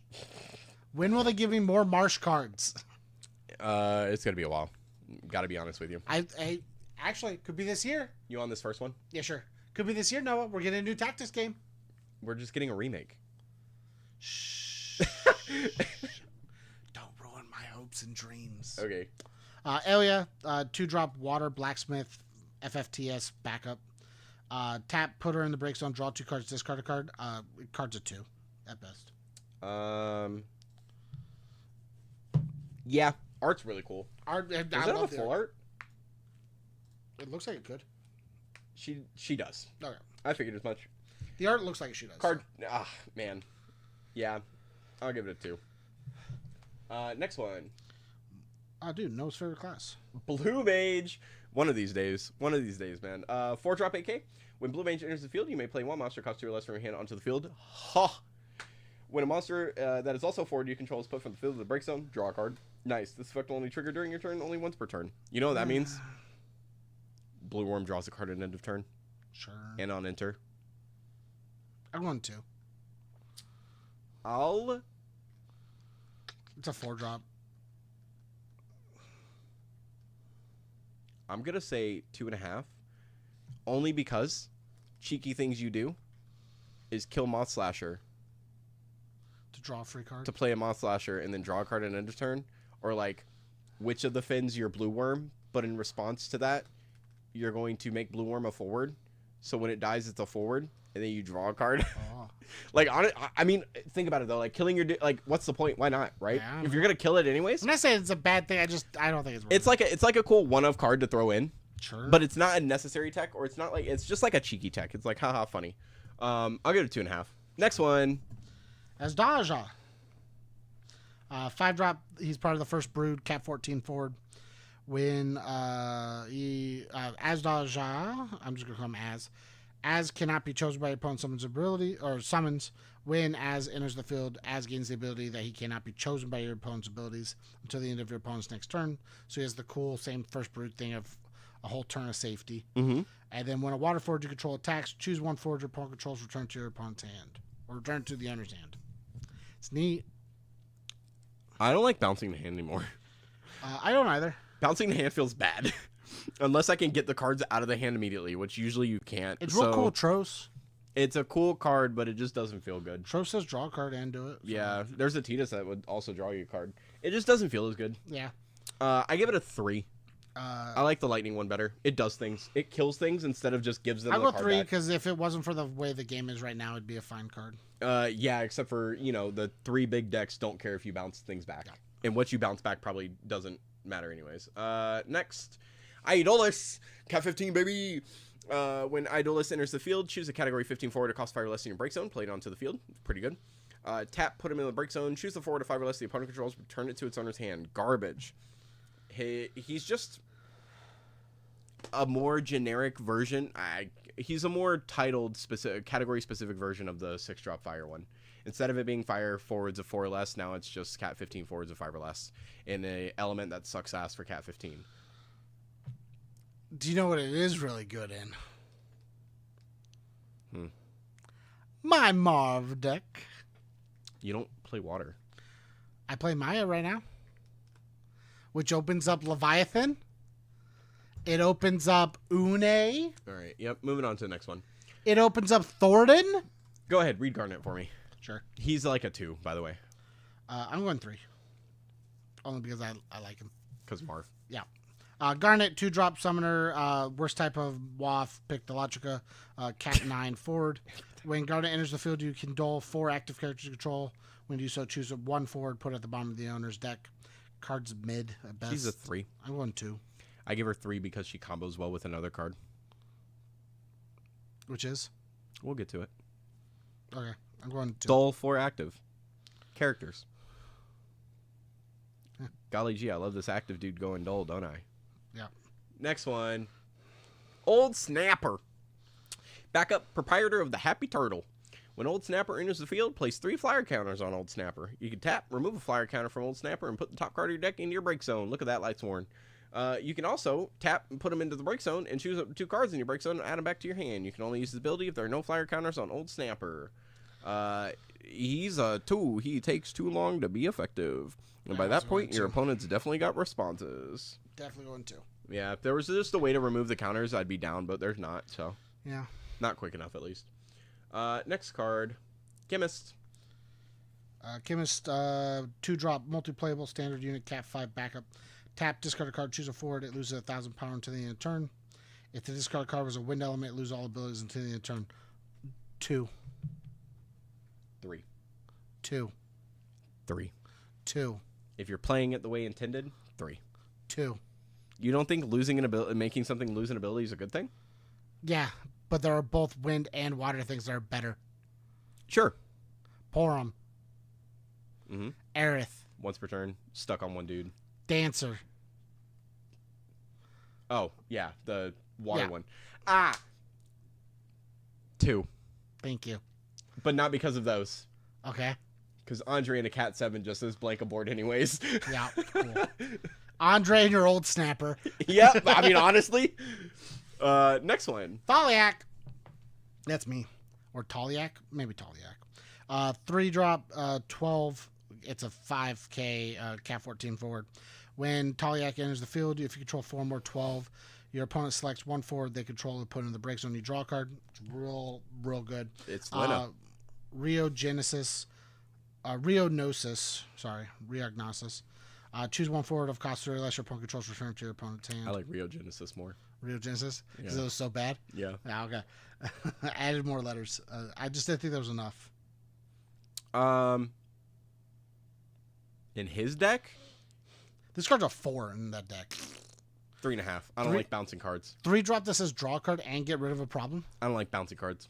That's why it's a 3.5. If his special was better, I'd say 4. Yeah, okay. Also, your opponent selects. You don't get to choose. So they can just dump their Leos. Sure, but you can go, bip, hit their thing, then go, select your only forward left. I mean, sure. I just don't like the bounce to hand thing. I get how useful it can be. I just don't like it. That's whatever. I'm going 4. Next one. Johnny! Costa de Sol Residence. Cat 7. When a card named Tifa enters your field, activate Johnny and draw a card. This effect can only trigger once per turn. I hate that he's water. But that's a real cool effect. No, he doesn't. What? Oh, activate and draw a card. Never mind. He's fine. That's a real cool effect I if he thought, wasn't underwater. my brain thought it was Dole and draw a card. I was like, how's that good? No. Activate and draw. You get 3 CP back. There's just not enough underwater, It's in my so opinion, weird for Cat how many 7. water useless cards are for Cat 7. It's so funny. Combos really well with Andre, I guess. I'm going 2. 2.5. Next one. Sylvester. Oh, this card's sick. I love the art. It's just so regal. 6-drop. It makes me. He is an emperor, so yeah. It makes me want to play Cat 16 inside my Marv. 6-drop. Cat 16. Emperor of Sambrek. Backup. When he enters the field, you search for 1 light forward at your hand. Then you may play 1 forward of cost 3 or less from your hand onto the field. Pay 3, tap him, put Sylvester into the break zone, choose 1 ability that is choosing only 1 forward to control, cancel its effect. It is literally just the light version of the dark one from earlier. You can cross over with Insert in since that they play with the other cards, the Dion and the Barnabas. I mean, he searches for any light forward, though. Yes, I see that. and then plays any forward of cost 3 or less. Yep, I see that. I can read. It's so good. He's much better. He's definitely like a 3.5. He's so good. He's definitely a 3.5. The cool put him in break zone, choose an ability that's choosing one forward, and cancel is like whatever. Neat. It's just there. Yeah. I think they just put it there because they wanted to put something else there. But his ETB, I think, is nuts. You get to search a dude and play a dude. And if you want, you can search the same dude and play it if it's within the cost restrictions. So, like, gross. Next one. Oh, dude, a cast 7 water useless Titov. card.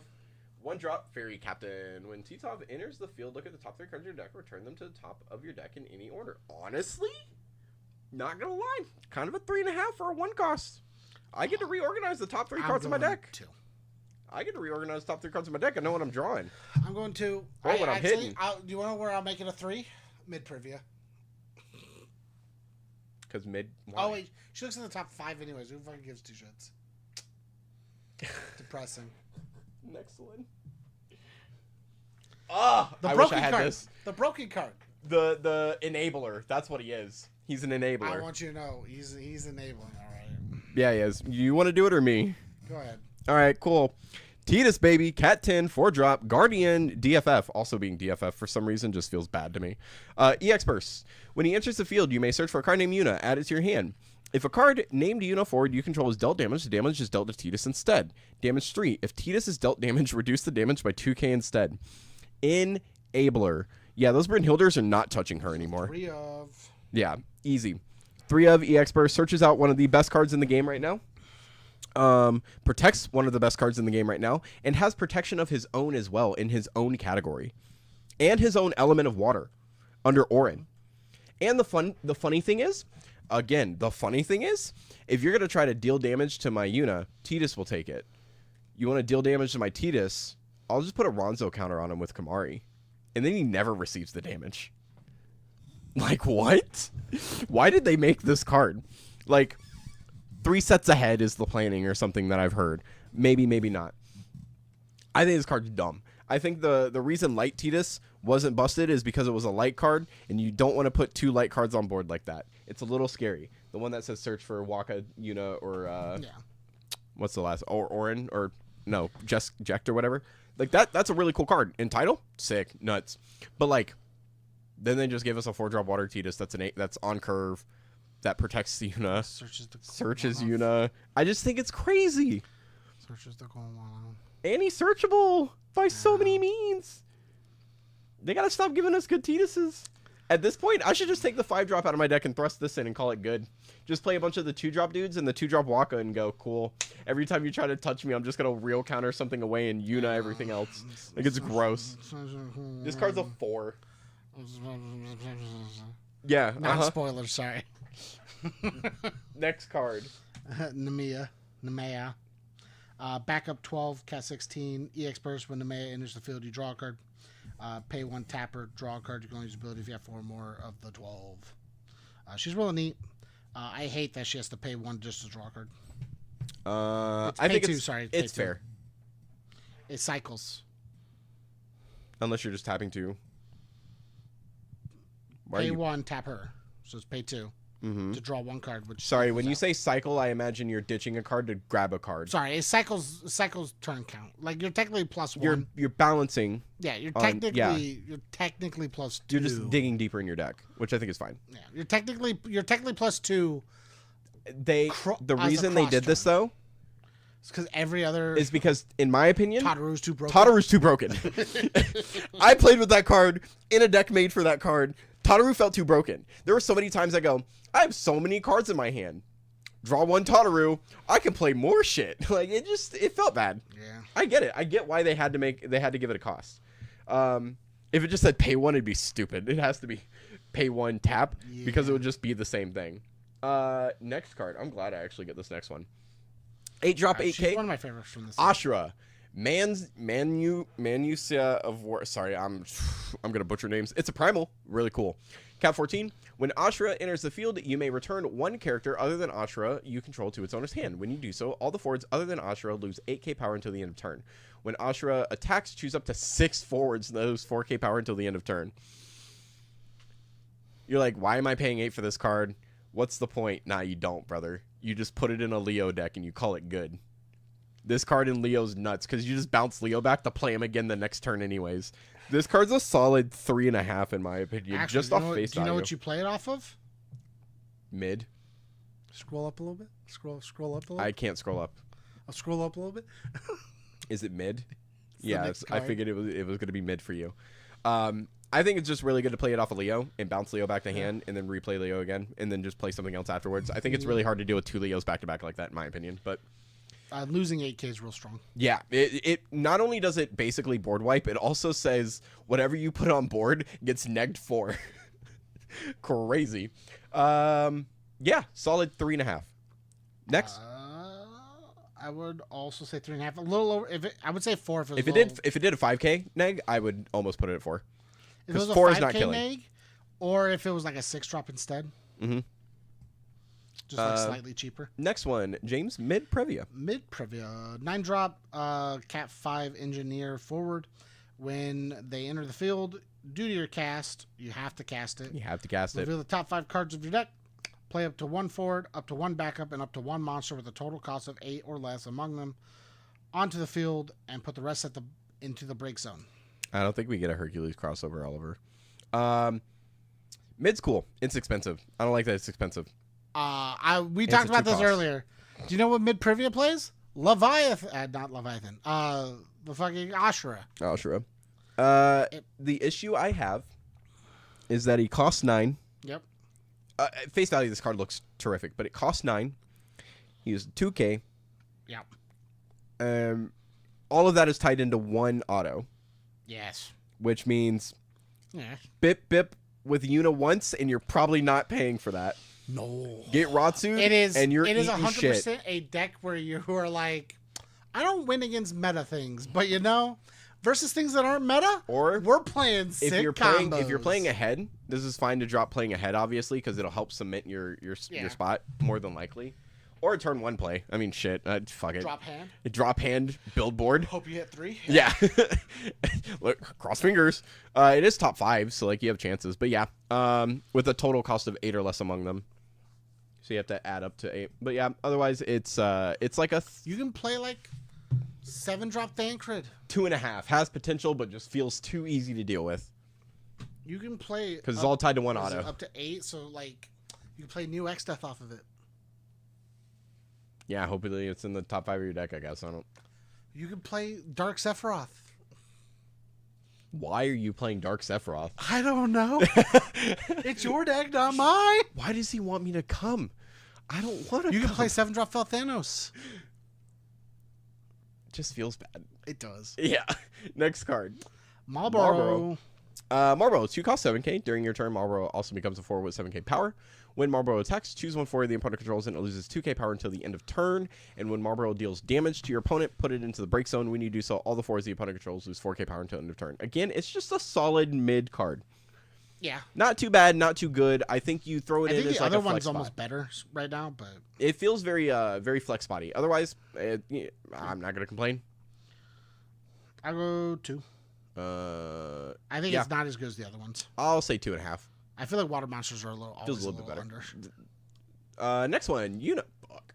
I'll let you do it. Aw, thanks. I appreciate it. Yuna, 3 drop 7K. I actually used to hate this card. Cat 10 Gold Wings. When Yuna enters the field or attacks, you may put the top 2 cards of your deck into the break zone. When you do so, choose 1 forward. It loses 5K power until the end of turn.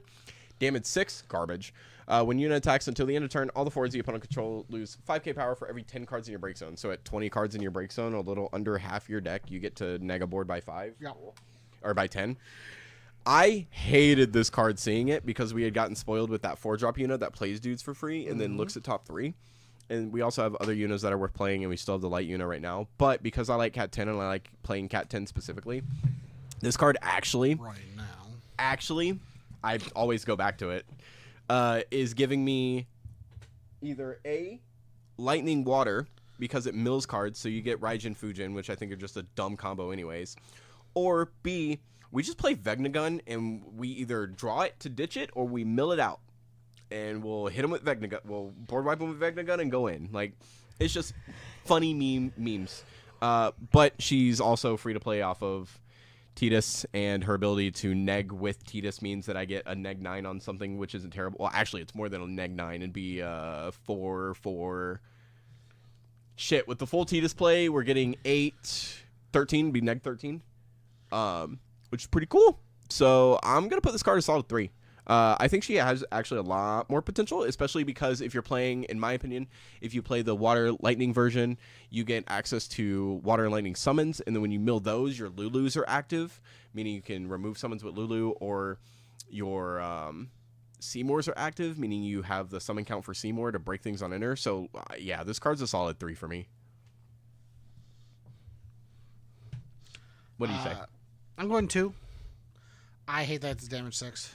Yeah, her damage it's the only 6 reason garbage. I won't make it a 3 is it's another damage 6. If it was damage 5, it'd be a lot better. Next card, Oracle 2. Oh, cool. Next, Pass. Leviathan. It's your water version of during your turn, tap 2 dudes. So 2 water forwards to cast it instead of paying the cost. Choose 1 forward or monster opponent controls, return to your opponent's hand. Mid, it's like a 2. I'll give it a 3 because it says monster, and I think bouncing monsters is better than bouncing forwards. I'll give it a 3 because it's a Leviathan. I'll give it a 3 because it tells the Tomos players to go fuck themselves in their water decks. Nobody does it anymore, but because it looks like my brain turned off. No. It looks like a colorful Sahagin. That it does. I was gonna say it looks like a half horse, half man. I'll give it a 3. Dragon Tails, Dragon Tails. Let's all go dragon down. All right, next one. It's the last one for water. Lena, and she does have a full art. The art's beautiful, you know. Very beautiful. Lena, 4-drop 8K. When Lena enters the field, select one of the 2 following actions. If you control a card named Ferris, select both of them. Your opponent selects a forward they control and puts it in the break zone, and you search for a Job Warrior Light and add it to your hand. She's so cool. The art is so beautiful. She's so searchable. She's so not getting played. She's so not getting played. Unless she's not getting played in Warrior Lights. You're right playing now, backup Lena. At least right now. 100% of the time. Tapping backups feels better than tapping forwards. 100%. And backup Lena says draw cards because they EX'd. And she replays your dudes. As cool as this Lena is, and as cool as this Lena looks, this Lena's never seeing play as opposed to the backup right now, unless they ban that card. Yeah. So, yeah. Overall, this Lena's a 3. She's got great potential, but she's never seeing play. I actually think she's the 3rd best Lena in Warriors of Light. So we're doing backup Lena. We have the the Lena that if you have multiple colors does the thing. This Lena, 3rd best. Okay, yeah. I thought you were including another one for a second. I was like, there's no. All right, you got cool. the order wrong, but it's understandable. Yeah. I was never meant to get the order right. So that wraps up water. James, thoughts? This one I think is very good, bad. Like there's either good cards or bad cards. There's no in between. There's not really a middle. I mean, we gave things lots of 3s and stuff, but yeah, I can kind of like. If I do you know what I mean? More like of a dick about it, I could be like, Aliyah, like, 1, Blue Mage 1. Like Alia's not great. Blue Mage is not great. Adaja is not great. Idolus I like breaks my heart. Eodolus. I like Eodolus. What is he playing under his element? Huh? Don't say Lunafreya. Verstale? What Verstale? The 5-drop? Underwater? Under Marv? Marv isn't an element. Might as well be. I think Garnet's really cool, actually. I like how Garnet I don't is like worded. Garnet. You can like it all you want. The same way I like There's a reason I Eodolus. like it's just because she triggers Eodolus my... and the Garnet will put over on our She side. triggers my thing. Old Snapper, Old Snapper, worthless. no. Chemist, no. potential, but Thaliak is like potential. really cool. Johnny's really a no.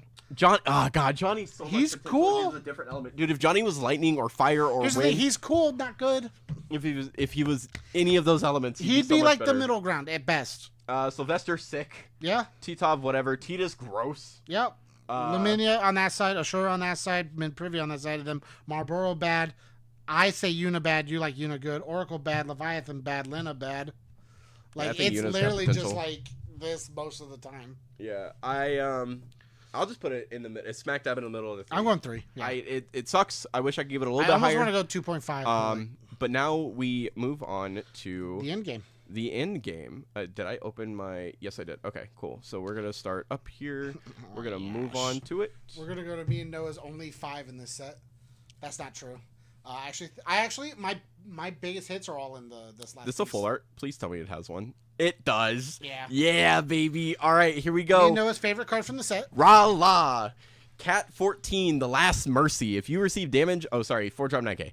If you receive damage while Rah-La is active, dull Rah-La. The damage becomes 0 instead. When active Rah-La becomes dull, choose one forward the opponent controls, break it. Pay 2, activate Rah-La. Yo, this card's dumb. Me and Noah want to be so fucking lame. We could be wrong. We could be wrong so hard, but I will give this card a 5.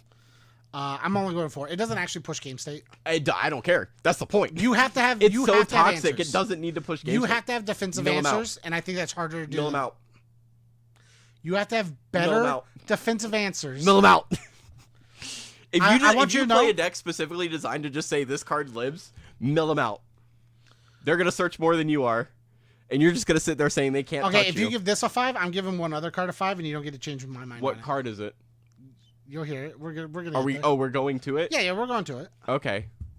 It's not the next one. It's subject to change. It's not the next one. Subject to change. Okay. But currently, I'm at 5. I think this card's gross. Okay. Next card, Arden. It's not this one, so don't worry about that. Arden's fuck. I hate this card and love this card at the same time. Go ahead, James. Arden's a 4-drop. Chief Minister Cat. We can play this off the Eodolas. Shut the fuck up. Cat 15 forward. You put Arden in the break zone. You choose one forward your opponent controls.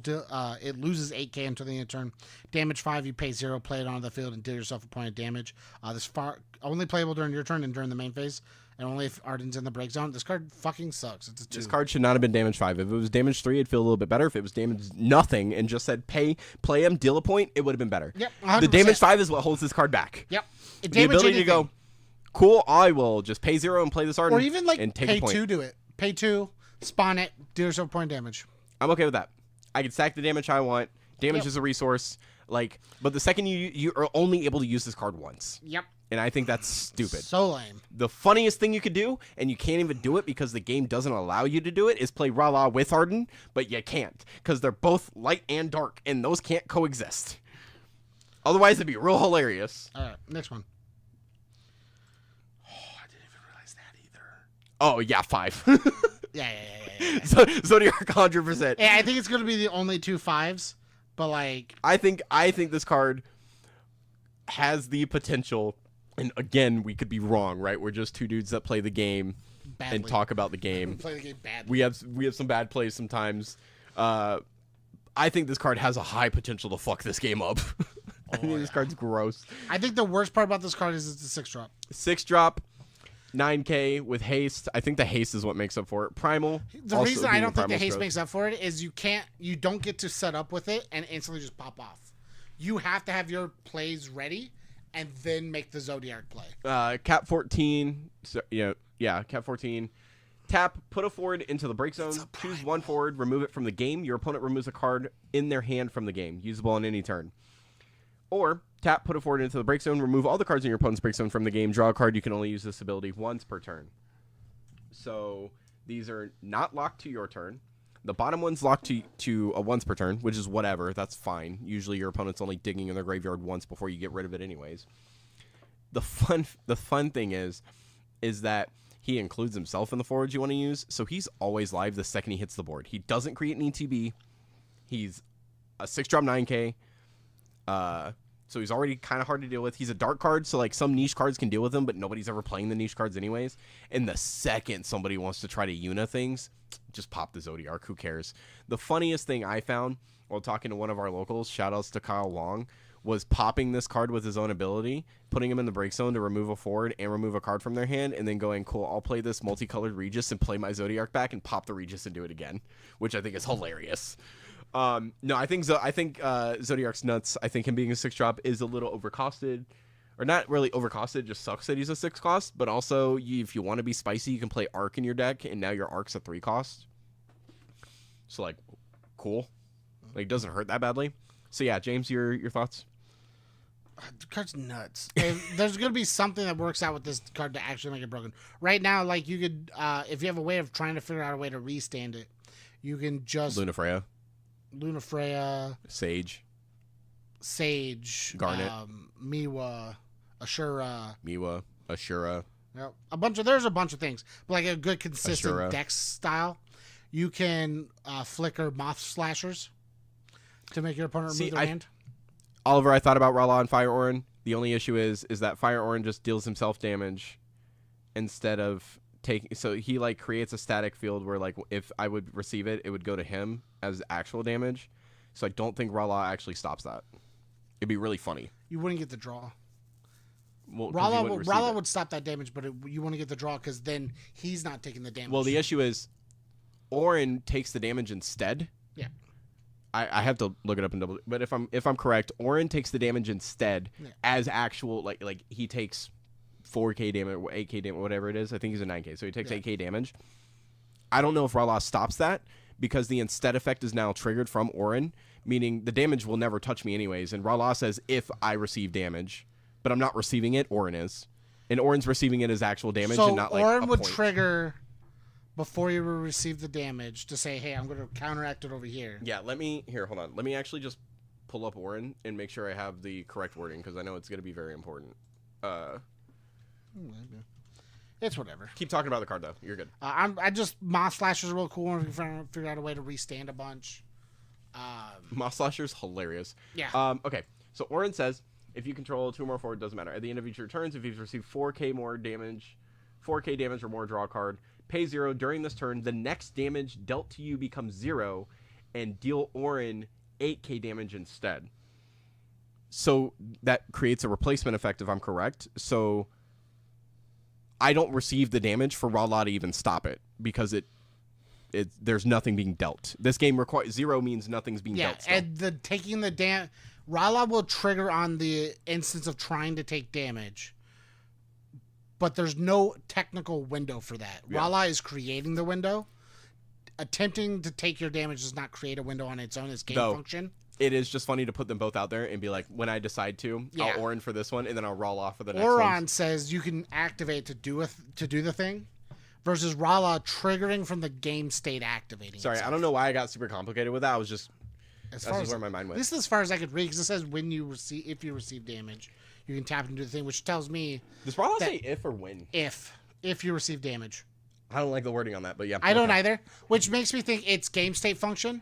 So if you would go to receive it instead, tap him, do the thing. Yeah. Versus which should say like when you would. Sure, but then that would. Or if you would receive damage. I don't think so because it's not. That would be an auto triggering off of something else. I guess it's just when I think about it in my head, when it goes when you receive, it means that I've already taken it and then I'm not taking it. Yeah, but that's not how that works, right? It's the same thing as like when you're priming, you technically until you finish the priming, you've not started priming until you finish the prime. It's weird instances. Well, you started priming, but you're not done priming. But you can't priming trigger. Doesn't do anything. You can't trigger when priming until you've done priming. No. I thought it triggers. It just doesn't resolve until then, and nothing happens until the resolution. It's the same thing with Cecil. Cecil technically triggers, but it doesn't create a stack or anything till after the resolution. It sees it, and until after the resolution of the X. Jared made a whole video about priming. I'm just gonna refer back to that later. Shout out to It's Jared. whatever. Okay, so 5 for that one. I think those are gonna be our only 2 5s. Next one. Amarant. We're on to the limit break cards. Amarant. Was you. We stopped ranting, so we're okay. Go ahead. Oh, you want me to rant some more? Okay. Yeah, go. 7-drop Amarant. Limit break 1 fighter forward. Cat 9 7K. It's a little low, but it's whatever. When he enters the field, choose a forward. Deal it 3K for every 2 fire characters you can. It's fine for fire. A 1-drop that kills something. Break. Oh, it's so good. I wish it was. I wish it was a 7-drop. Yeah, I wish it was a 6, not a 7. Yeah, I think he's fine. This is probably the best version of this card this character we've ever gotten. Honestly, and the art's super sick, and I'm mad because I don't think it's got a full art. Oh, he does. I was gonna say it might. Of course, he should. They're doing the tempered painted glass or whatever. Next one. Heretical Night Garland. Heretical Night Garland. 6-drop. Worst type of 8K. waff. Pick the Logica. Limit break 2. When Heretical Night Garland enters the field, choose up to 2 backups the opponent controls and freeze them. Why am I not just playing Kate Sith for the same cost and I get a discard? Yeah, the card's garbage. I won't touch it. Yeah, not worth my time. Next one. It's a 2. Yeah, 2. Yuffie, 4-drop. Limit Break, Limit Break bump. 2, Ninja, Cast 7. When Luffy enters the field, if you control 2 or more. When who? When Yuffie enters the field. I thought you said Luffy. Yeah, when Luffy enters. Yeah. King of the Pirates. If you control 2 or more Category 7 forwards, draw a card. Tap, discard 2, Cat 7 forwards, choose a forward, break it. I think the card's neat. I think the other 2 Yuffies you want to play so much more than this. The other 2 you want to play so much more, but this being an on-demand Yuffie is not terrible. Not terrible. It's not the worst. And also because you can give her haste if you're like, I'm not going to swing with her because it just doesn't feel safe, you could just tap to break the dude. She does draw a card for you on play, so she's realistically a 2 cost. Yeah. Yeah, I give her a solid 3. She's really good. I'm going 3, yeah. Dark Fina. I like this card so much, and I'll never play it. It's This card is so cool. 9-drop, 9K, FFBE, Sage of Hess. Limit Break 3. When Dark Fina enters the field, you may cast 1 summon of cost 7 or less from your hand without paying the cost. When you cast the summon, choose 1 character in your break zone, add it to your hand. This effect will trigger only during your turn and only once per turn, meaning it happens every turn if they don't deal with her, which she's kind of staticky, or she's kind of sticky. It's a little hard to get rid of her. You get a free summon cast, which I think is sick, and then every summon cast from that point on, you get... once per turn, you get to salvage a dude, which is sick. Play 7's so sick. There's just no good 7 drops I want to play. It's 7 or less. Sure, but there's no good ones I want to play. I don't know. Play Remora and draw a card and egg something for shits and giggles. Sure. Play Cuchulain and Blake a dude and draw a card for shits and Remora giggles. says we pick up and then we neg them. So we pick up, we draw, and then we neg them. Yep. At least 4. I mean. Well, actually, when you yes, because it's when you cast, so you get the pickup first, and then you resolve Remora. So yeah, kind of funny. It's funny. It's not good. I wish it was good. I love the art on this. It is really cool. I wish she had the full art. No, she doesn't. Of course she doesn't. This next one. Next one. Shantoto. Now you got to read that. Oh, but I want the last one. Or I want the next one. You'll take the next. Okay, I'll read Toto. That's fine. I'll do it. I'll give you lightning. So 9-drop 8K. Okay. Mage. Cat 11. Limit Break 3. When Toto enters the field, choose up to 2 active forwards the opponent controls. Break them. Why am I paying so much for this? She's just a more targeted Sephiroth. Why am I paying so much for this? Also, do you get the break if they I think you get the break if they tap them. Because you're choosing at time of entry and they're still active at that time. Yeah. This is break then. If it was choose 2 forwards, if they're active, do a thing. But because it says choose 2 active, you already choose your targets. And then if they tap, it resolves. So yeah, Final Fantasy is always weird to me. I think it's a break 2. So like it obviously she doesn't have full art. I don't know why it's going down. Pay 9 and half your limit break. It is pay 9 and half your limit break, but it kills 2 dudes. Whatever. Any 2 dudes. Who cares? Next one. Does this have a full art? No. Does this have a full art? Yes. Does it? This card does. Nice. Refia. Yeah. 6-drop, limit break, white mage. Hell yeah, I love my white mages. Waff, the best kind of waff. Forward, limit break 2. When Refia enters the field, choose 1 category waff forward of cost 3 or less, other than light or dark, in your break zone. Play it on the field. The fuck they mean other than light or dark? Name 1 light or dark waff character right now. Go ahead. I'll wait. Did you pull it up and look it up? Not yet. I actually don't know if there is one. I don't know. I don't think there is, but I'm about to. They're future proofing. I guess. It's in water. Man, it sucks that she's in water. Name all the water wafts, James. Quattro Queen. Refia. Quattro Queen. And Quattro Queen. Quattro Queen. There are 3 Quattro Queens and 2 Refias. A Refia that plays a Quattro Queen. This Refia that plays not Quattro Queen. And 2 Quattro Queens that essentially say the same words, almost word for word. Isn't that so funny? No, it's not. They hate you so much. I know. I want to live in this fantasy in my head that they watch us and listen to us and specifically make WAF cards to fuck with you. They give you what you want, but they monkey's paw you every time. I got a cool limit break WAF. Too bad it's in the 6th color WAF wants to play in. It's in probably the worst element for WAF to be in. You got this cool thing that'll protect your rain. And it's under wind. Here's this generic searcher, and it's under wind. All right, last one. You got it. Oh, sorry. Refia's a 2. I'm going 3. It's generically it's a good card. Waff just sucks. Color Magic sucks. Lightning, which does have a full art, and God, is it pretty. God, it's gonna be expensive. Lightning, 5 cost, 8k, Ravager Lassie, Cat 13, Limit Break 1. If there are 7 or more face-up cards in your Limit Break, Lightning gains haste. There's not a single light or dark Waff. He just held up his phone with the search. It says no results. When Lightning leaves the field, select one of the 2 following actions. Play a card named Lightning of 4 or less from your hand onto the field, or search for a card named Lightning and add it to your hand. This card, honestly, so close to being a 5, but she's a 4 to a 4.5. They give you haste out of your Limit Break, which is gross. She's a 3. She replaces herself with arguably, depending on the state of the game, better Lightnings, or finds you a better Lightning. I think this card's insane. The only downside is she's a light card, but like, who cares? James, stop looking at your WAP stuff. I'm not anymore. Why is she a 3 to you? She is just as good as Nyx. That's it. The Limit Break Nyx. I wouldn't say that. Yep. Okay, describe. She does the same thing. You can't, except I actually think she's slightly... She does the same thing as Limit Break Nyx? Yeah, she's a 5-drop. You just play. But the only difference is you have to be completely out of your Limit Break deck. Continue. Sorry, I was... The rest of her text not matter? What other part of her text? You get haste out of your Limit Break, and she also replays a card or searches for a card when she leaves. At that point in the game, who cares? If you can throw this out any time in the game. Sure, but like... Because you can run through your Limit Break really quick. It's not hard. It's a numbers game, right? Sure, I guess. I just feel like you're going to use it way too late in the game for her to actually matter. And we've already talked about it. 2-drop lightning, 2-drop light lightning is better than her. I don't think 2-drop light lightning's better. I think 2-drop light lightning's good. I just think she's got competition now. And so's a 3-drop. But also, her being a 2-drop means that she's easier to kill because a lot of people are just going to run things that kill small things. Oh, sure.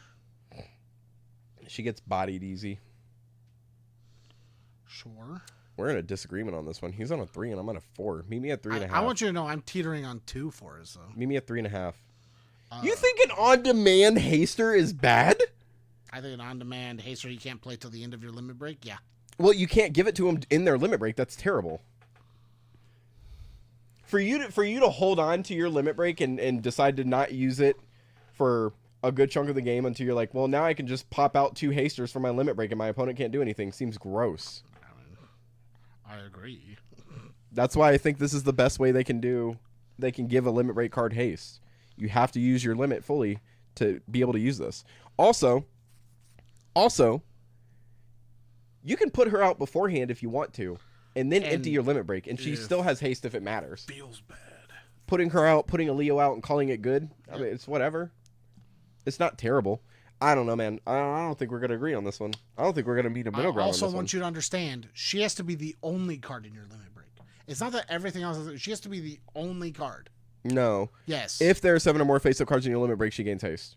Oh, okay. I thought it was to player. Never mind. Nope. Give me a 3.5. I'll give you 3.5. Hell yeah, we got there, brother. Only because I want this podcast to be over. We've been going for almost 3.5 hours. Yeah, the more exciting news already came out. All right, James. Sure, we'll look at it, okay? Your more exciting news. Okay, you ready? Coming off of the ban list. Send me... Hold on. That got me hyped.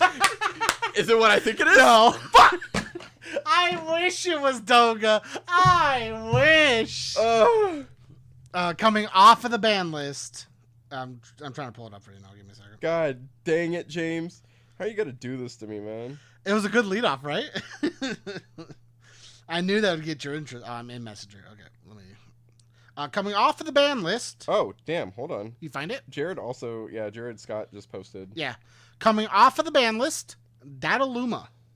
That's wild. Yep. I get it, but that's wild. No, I'm sending it to you right now. Coming off of the ban list, Dataluma. So that's sick. I'm in it again. Banned Wrestle, Cecil and Rosa. Are they banned? They're banned. That's wild. Restricted. Yuna. Deservedly so. Nah, I wish they. This is currently JP ban list Yeah, that we're aware of, but it more than likely will turn into ours. It will most likely be ours. Effective August 8th. It will most likely be converted. So when the set drops. I'm gonna bet sometime this week we'll get it confirmed. Yeah. Holy shit. The data. I got you. I got you on the murdered that deck. Yeah. That's crazy. Yeah. They murdered my Cat 4 deck. I like that Rosa in my Cat 4. I mean, I can play without her, but like, it feels bad. You get to change the deck. Hey, you know what the cool thing is? They killed Cecil. They got rid of Cecil. Yeah. And I think Cecil was one of your biggest issues. It's on my list. It was on my list. Yeah. So, do you know what's weird? Tyro is on my watch list now and not on my ban list, so that's cool. I think okay, so let's talk about Yuna here real quick then. Just a little bit, because now that we just read that. So Yuna's gonna get restricted to a 1-of. Yep. Which is fine, which is fair. That's whatever. Do we think people start migrating to Cat 10 just because she fits so well in that archetype? I think you'll see it. And she's searchable? Yeah, I think you'll see a Cat 10 style. And there's better protection for her because we don't have Cecil, so you just move to Orin, who's also tutorable. And you get Lulu that picks her up. And you get Titus that searches her out. Lulu picks her up. And you get Lulu, which picks up Ashura, which will let you pick her up. Yep. I think so. I think we'll move to it. Think Cat 10's gonna... Here's the thing, though. I think the deck's dead. I think the deck's dead. The Cat 4 one, yeah. No, I think Yuna's dead. Oh, Yuna altogether? Yeah. I think the Cat 4 one's dead. I think that deck only functions with the ability to slap out. Oh no, so obviously Rosa's part of the reason that deck slaps out, right? I think Cat 10 starts showing out a little bit more. Let's go. But I don't think it leaves B tier. Oh no, it'll probably creep a little, but nothing major. I don't think it leaves B tier, unfortunately. But I think Yuna's dead. Yuna as the deck is dead. You think so? Yeah. I wouldn't say that just yet though, because you still have so many good searches for her under Wind. That's fine. Vikings deck doesn't live. No, but I think you just move to mono Wind Yuna. The Cat 4 deck only works because you get to go Rosa into Cecil into Thing. I think and then get protection. I think you just move into mono Wind Yuna. Because you get Shinra and you get Pain as direct searches for her, and then you just play Balthier and Gang, and you go tap tap tap, cool, pitch Balthier, restand everything, tap tap tap. Everything has to just die once. Yuna has to die once. Well, that's the hope. Yuna has to be removed. She's still easy to get. Yeah. I think it's much easier now that it's just a 1-of. I want you to know, I was really hoping you would say Doga got unbanned. Fuck, you're telling me. Or Pain or Riku got unbanned. They're never going to unban I want you to know, if Doga got unbanned... The fact that they unbanned Dataluma is wild to me, though. They really think... We really need to make a free Doga 2022, 2025. Do they really think that Dataluma's not a problem to unban him? Well, I mean, he's on pace now for everything else. So. I guess? Here's the thing. People were already shouting about this Dataluma, Cactar... Well, Cactar Dataluma's been a thing forever. Cat 7 deck thing already, so, like, it's whatever. Crazy. I don't think Dataluma will be a problem. I think Dataluma's on par with everything else right now. Oliver, the ban list is on... They just posted it, actually, to the FFTCG NA Facebook page. I don't have the direct link. I only have the JP one. Yeah, it's all in JP. That's crazy. I want to read... God, is there a way for me to get their reasonings? Oh, I could translate it if you want. Ow, my head. I mean, I should be able to translate the page. For Cecil, due to the nature of the card, which combines the ability to protect other forwards with the ability to bring characters from the hand, its relative performance has become excessively high as the card pool has expanded. So we have decided that it should be designated as a banned card. Rosa, when combined with Cecil's ability to search for other Cecils early in the turn without attribute restrictions, is excessively powerful in the current environment. So we have decided that it should be designated as a banned card. Yuna, this is the key card in the FF4 Yuna deck, which is currently wreaking havoc in the environment. If her ability is activated, it will restrict the opponent for a long period of time, which we have determined could harm the overall game experience. Man, it only took them two sets. In light of the 2 ban cards listed above, Yuna will be restricted. And then Dataluma, as the card pool expands, we regularly review existing card restrictions and have determined that it is okay to remove the ban on this card. This is the first time they've unbanned a card. Yeah? That means it's a potential. Doga. Doga. Doga. Doga. Doga. Riku. I'm just kidding. Fuck off. Fuck off. Look, man, if it's an alternate win con, just let me play it, okay? Riku's not a problem in this current format. If it matters for the yes, people listening, I won't know if it'll actually reach English. It might have reached English already. It's probably going to reach us before NA. No, I was talking about the other bands. So there were bands earlier this week. I know for JP, I don't know if it already crossed the English side. In L3, they banned Glenn. So if it matters for anybody out there that plays L3, Glenn is technically banned JP side as well. Oh no. Yeah, no, we don't Glenn. play L3. But. So yeah, that wraps up everything then. I guess you guys got to hear us gush about the ban list a little bit. That's fucking wild. I'm still sitting on that. Unbanned Doga 2025. Rala Zodiark, best cards in the set right now. Yeah. Hands down. It's crazy it's that they keep making these busted dark cards and these busted light cards. You know what's really funny? The list is probably actually going to be Charlotte, Lightning, and probably Clive. If there were any cards that I got to name that I think are going to be problem cards out of the set, it's going to be Rala, Zodiark, Lightning, Charlotte. I don't think Clive will be too big of an issue just because he's kind of squishy himself. It might just be those three. Maybe. Depends on how popular Leo gets. Maybe the Mono Water Leo list. For the Ashura? For Ashura. Yeah. Thanks for watching, guys. Hope you enjoyed. Like, comment, share, subscribe. All that fun stuff. This is like 3 hours and almost 30 minutes in the making. So James is getting sleepy.